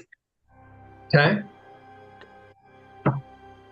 You walk up to him, and your dragon mark flashes. And he kind of turns. Wisdom 15. Yep. He turns to you and he says, he kind of looks you over, and you wear your military garb, right? Mm-hmm. Yeah. Yeah, you usually wear. He says, brother, welcome. Come walk with us. You two both look like proper Karnathi warriors. How about you all just stop, head on home, or just find another hole to go get drunk in for the rest of the day? Make a persuasion check at advantage because he's drunk. Okay. Or because he's drunk. Sorry. Yeah. Oh, you know what? Actually, I gotta roll. This is actually kind of funny. No, he still fails. Okay. He had an advantage against being charmed because he is with his fellow soldiers, which is Oh, funny, but he still failed. He still failed. It's all good. okay. 25. 25. Um, he says, he goes, yeah, you know what? You're right. Our drinks are empty. We should get some drinks, lads. And they all kind of go, aye. And as they all go walking away, I'm going to hold him back a little bit just to remind him something to remember. Even if you don't care about the sirens, there are several hundred Carnathis lost in the day of mourning who are stationed over in Sire. And he goes, and I remember them. They were brave soldiers. And the losses of Carnath. So this is why, don't you get it? They killed our people too. Stop. And yes, and we've butchered them. It's for all. Congratulations, you're left alive. Because you're full of shame. You are ashamed to be Carnath, aren't you?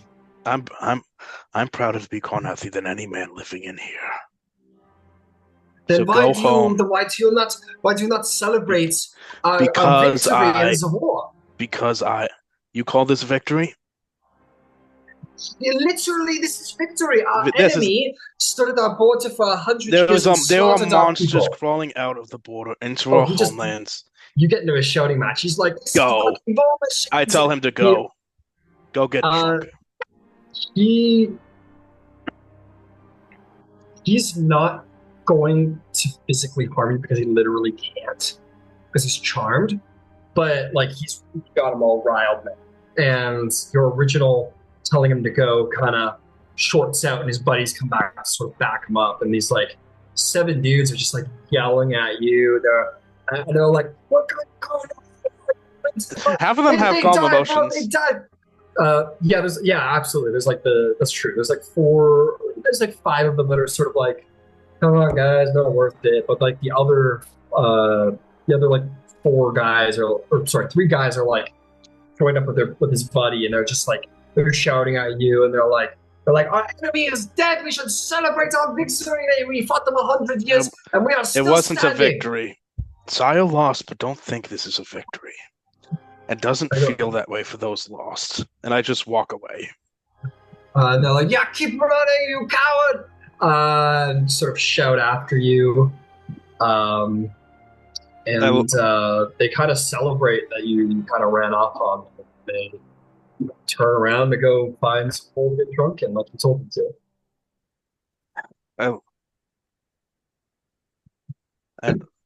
I look at I'm talking to Soren, like, yeah. They act as if Carnath was the one who caused the day of mourning. He kind of shrugs at you. He says, I don't know. It could have been. Could have been anybody. Where were you that day? I was here. I was here in Carnath. I watched the grey mist arrive. I was defending Fort Zombie.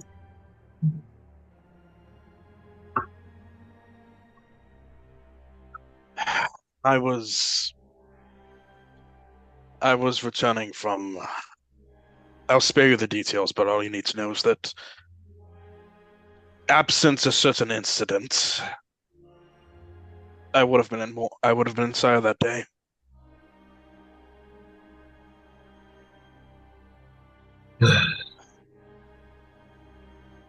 Shakes his head. I kind of, at the amount of restraint I had to have to not punch that fool in his face. Oh.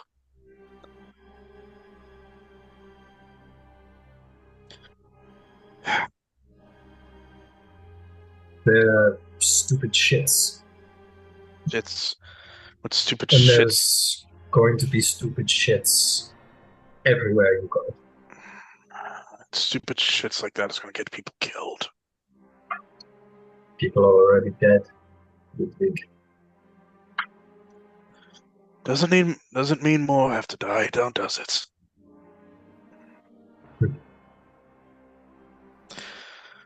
They call it the last war, but from what I've seen following you all around, there's enough tension to make this country explode, this continent explode. Do you really think it was the last war? I hope it is.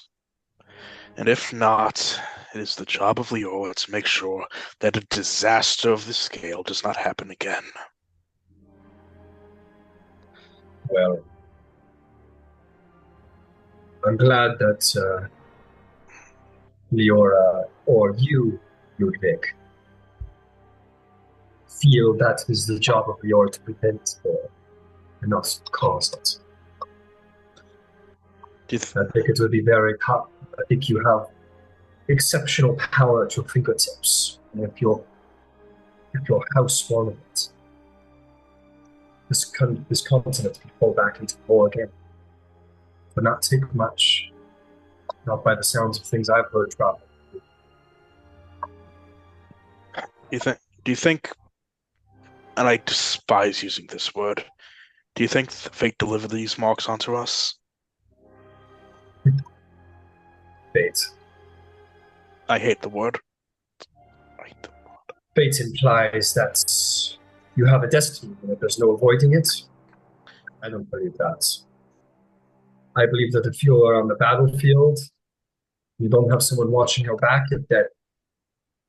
And that's got nothing to do with fate. It just has to do with stupidity. And the luck. Sure, luck. Luck is... Well, you have to stand in a battlefield for 10 seconds to understand the meaning of luck.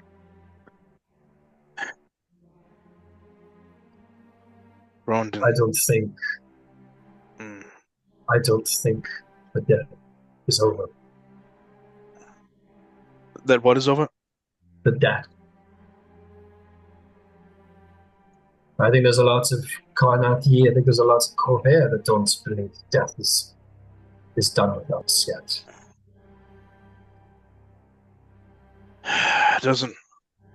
Death may not be stopped, but it can certainly delay it. Denied a few victims.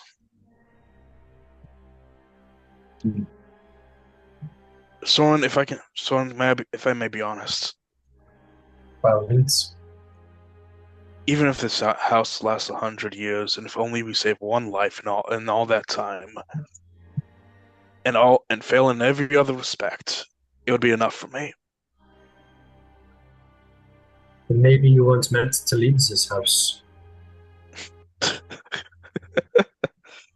I would like to say more, let me be clear. I know. Do you think I'm a fool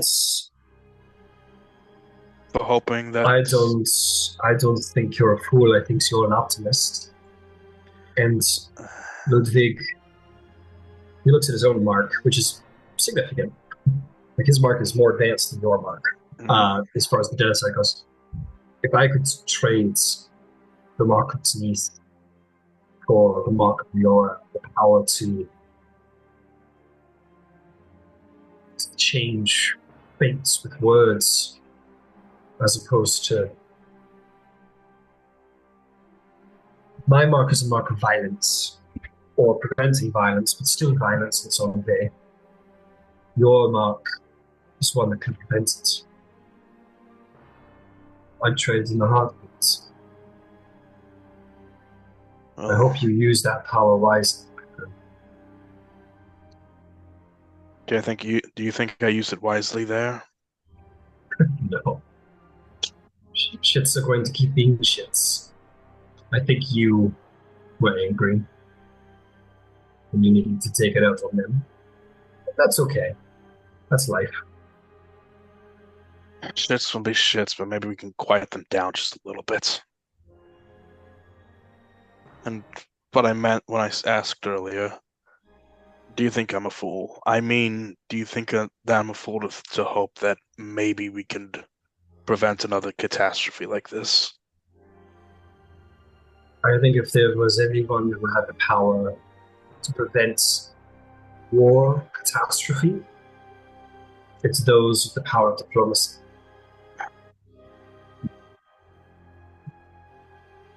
So, no, I don't think you're a fool to want to use your power for good. I think we could use more people in this world that's like that, because everyone I've met on both sides of their coin, they have just as much evil as they have good. Fair. And the shitheads over there are the least of our problems. At least they're not trying. At least they don't want. At least they're shrunken idiots, not people full of hatred over what's happened. You're going to be hard pressed to find a person that isn't full of hatred from the last war. Do you think I'm amazed you're not. You must have lost people. I did. To Syrians, I'm sure.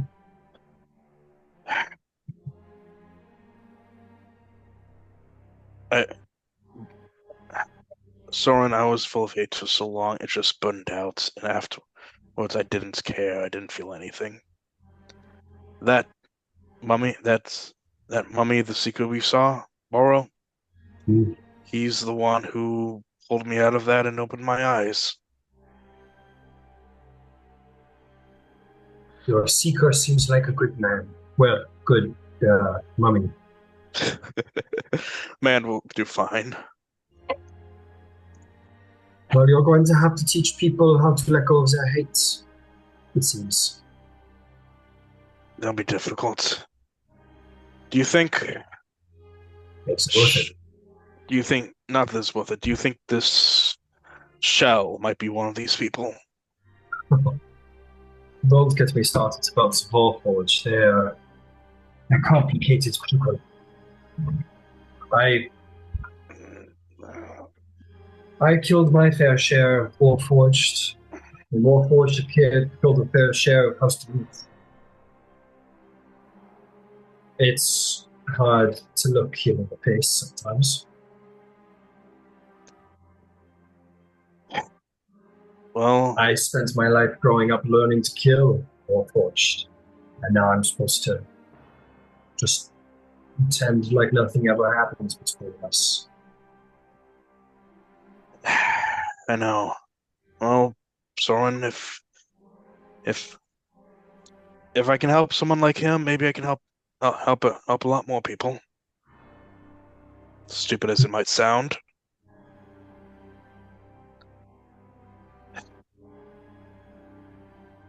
With that, we will travel away. Mm-hmm. Anything from Lois? Anything from Lois on the day of mourning? I think Lois perhaps is the least effective, but... No, I just want to keep a low profile. I know it's a very emotional day for a lot of people, and the best thing that I can do for that is to stay out of the way. Fair enough.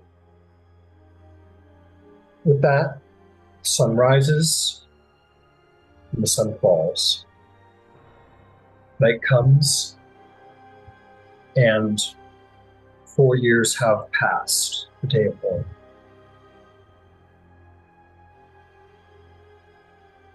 Sleep might come very easily as a sort of thank God this day is over.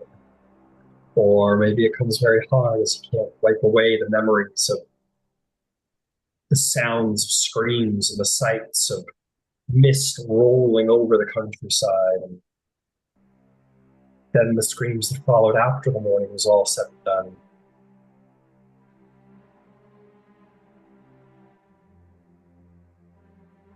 But regardless, time is a relentless beast, and with that, the day of mourning has come with its dawn. And now it is time to put away the mourning, for today is the day of negotiations and settlements. to the House of Leora. If we will all be able to hold down your domain, to hold down what is yours. Yarlin Legal Counsel will be made available to all of you during the proceedings, should you require it. But you are informed that day to report to the Council of 12 at this time and this whatever.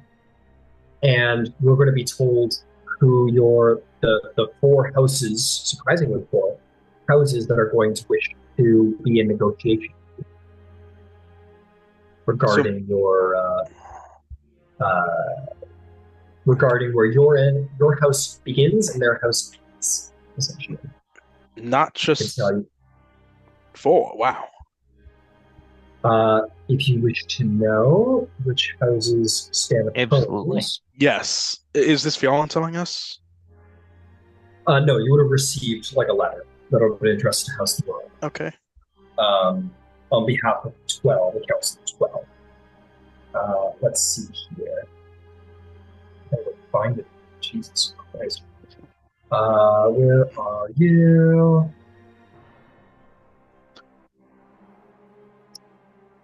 Okay. There we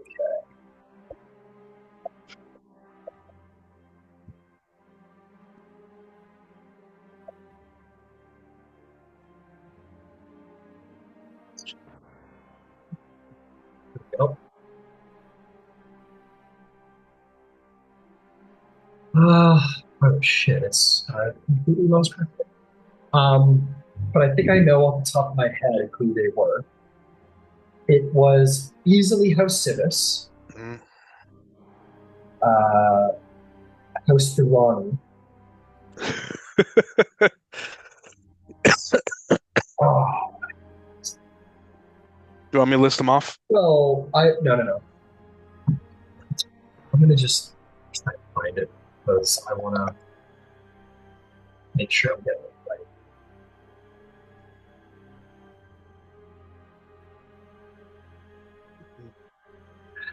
right. The third is House Fjallan itself. Okay. Just gonna get that one. Interesting. And I got to get back to you on the last one. Sorry, that document just slipped away. So far, it's expected. Civis was no surprise. That was obvious. Mm-mm. Thorani, yeah, when I think about it, is also not a surprise. Fjallan's interesting. Not a surprise at all. Was expected. Yeah. Rowan would have broached it directly with the Baron had it not come up like this. Mm-hmm. You think our walk and their walk overlap a little bit? It's nothing we can't manage. Mm-hmm. Who do you think's the last one? I'm sorry, I'm trying to find it. It's okay. It's okay. You're fine. Oh.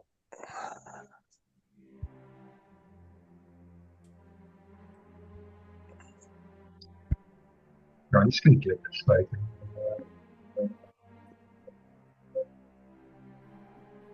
Shall we start listing them off to help? No, No. I've got the list of them in front of me. Sorry, the document just where the hell it went. Okay. I gotta have to get back to you on that one. That's all right. Oh, it might have been Madoni. If I had But to I'm guess, not that's the one sure. I thought it would have been. Yeah, that makes Yeah. sense. I'm gonna keep plugging away and find it for you guys. I apologize, but it's but yeah, it's definitely four. The first three are for sure, and I just gotta figure out that last one. Okay.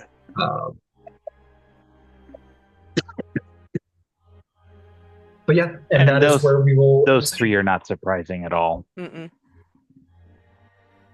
Because, yeah, the conflict with Civis is clear and appropriate. The speech space, Thorani and Fjallan overlap. So if we overlap with one, we'll overlap with the other. So and Madani might make sense because mind stuff, Maybe. Mm-mm.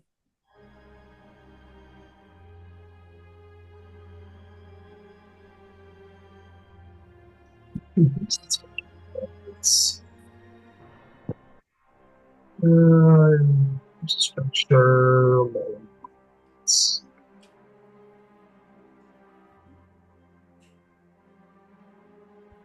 Yeah, this is killing. Patika? It's not there. I don't know, like I said, I'll go back to you.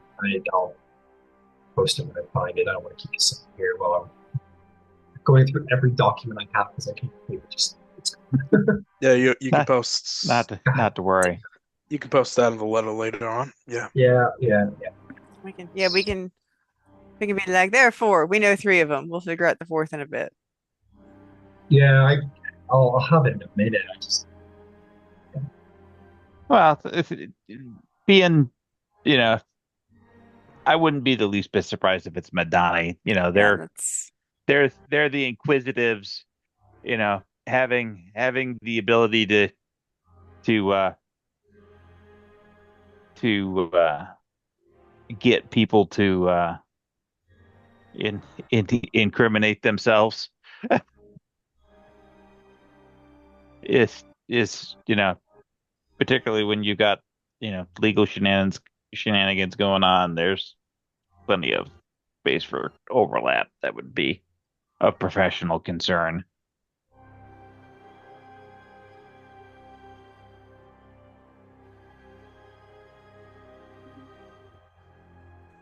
But by the same token, there's plenty of opportunity for mutually supportive contracts as well. You want to interrogate that prisoner? How about somebody who can, convince them that you're actually the good cop? That's fair.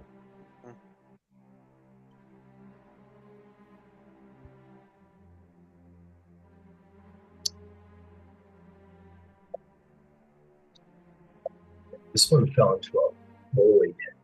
Just kind of diving in. I don't know where the hell it is. Jesus Christ. Oh well, I'll just redo it.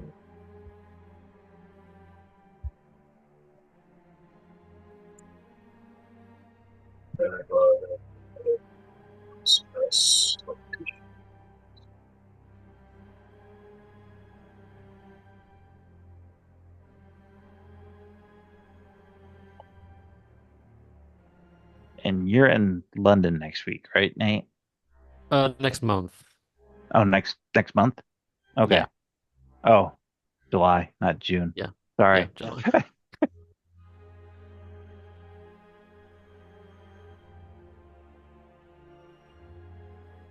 Do you have a global entry to get back into the US? Or do you have to go through?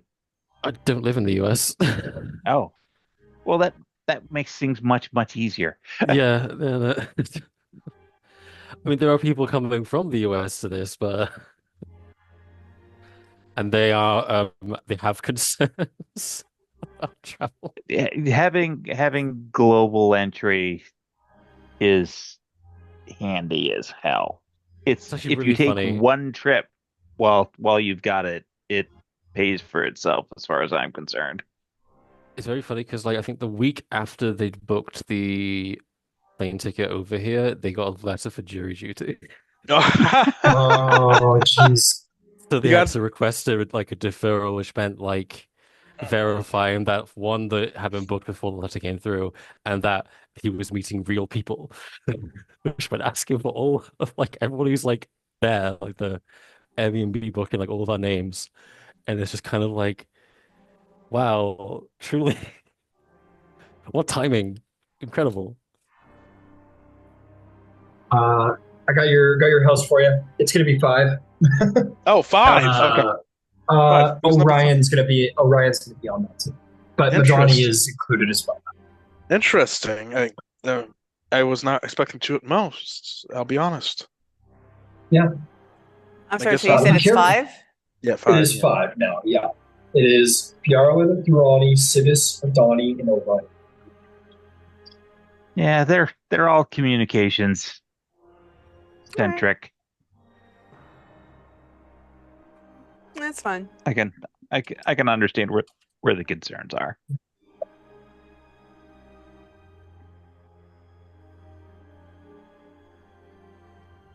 Anything else on that letter? Nope, that is all. That is basically like show up at midday to the Tower of 12, and we will go through. We'll begin your hearing for negotiations with House Madani, Orion, Yarlin, Durrani, and Sibis. And there you guys will make settlements and concessions. Okay. To figure out what's to figure out your house. There would have been a note attached from the counselor Yarlin that said like legal services that are dedicated to House Yarlin will be made at your disposal. But if you wanted to hire outside legal aids, you're of course more than welcome, and they completely understand why. And that's basically it. Basically, next session we'll see you for negotiations and settlements. Big session. Yay! But also the courting season and meeting with Liz. Like on Yeah. the table. Yeah. Okay.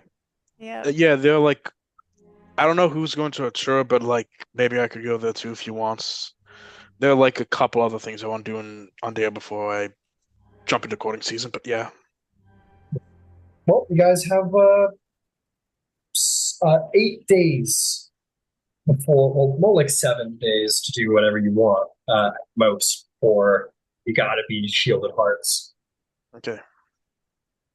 They're gonna shove you in a pretty dress and tell you who you. Oh yeah, and I know you already sent it to me, Eric, but Ludwig and Rowan, send me your dating profile. Let me know what you're looking for. In game, Rowan would like to send that out like the morning of the 21st. Like obviously not the morning of the 20th because she's a little beside herself. Yeah, that's not the day. It's a bad. She would have worked on it on the 19th and she would have sent something out on the 21st.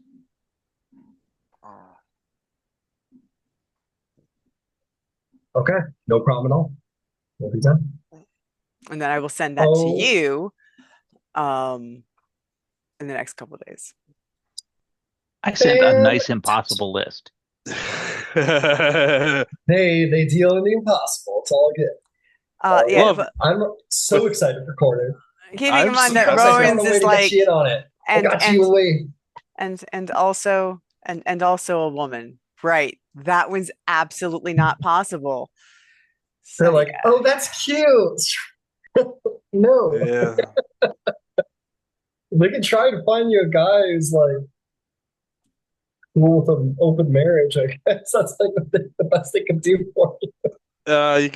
Yeah. I see that you're gay, and I raise you a marriage, or actually, I guess I lower you a marriage with a dude who doesn't care. That is okay. That's because he's also gay. The reality is, those went on all the time. Yes. I think they were called like lavender marriages. Yeah, lavender marriages. Those were a thing. Yep. No, there's a way around it, but she's like she's gonna have to decide if she wants to talk to the matchmaker, if she wants to try to talk to Inara, or she needs girly advice. She doesn't know who I'd like to point out, alter self is a cheap friggin' spell.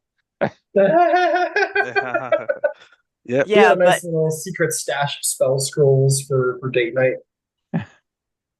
There, could you cast this on yourself before we?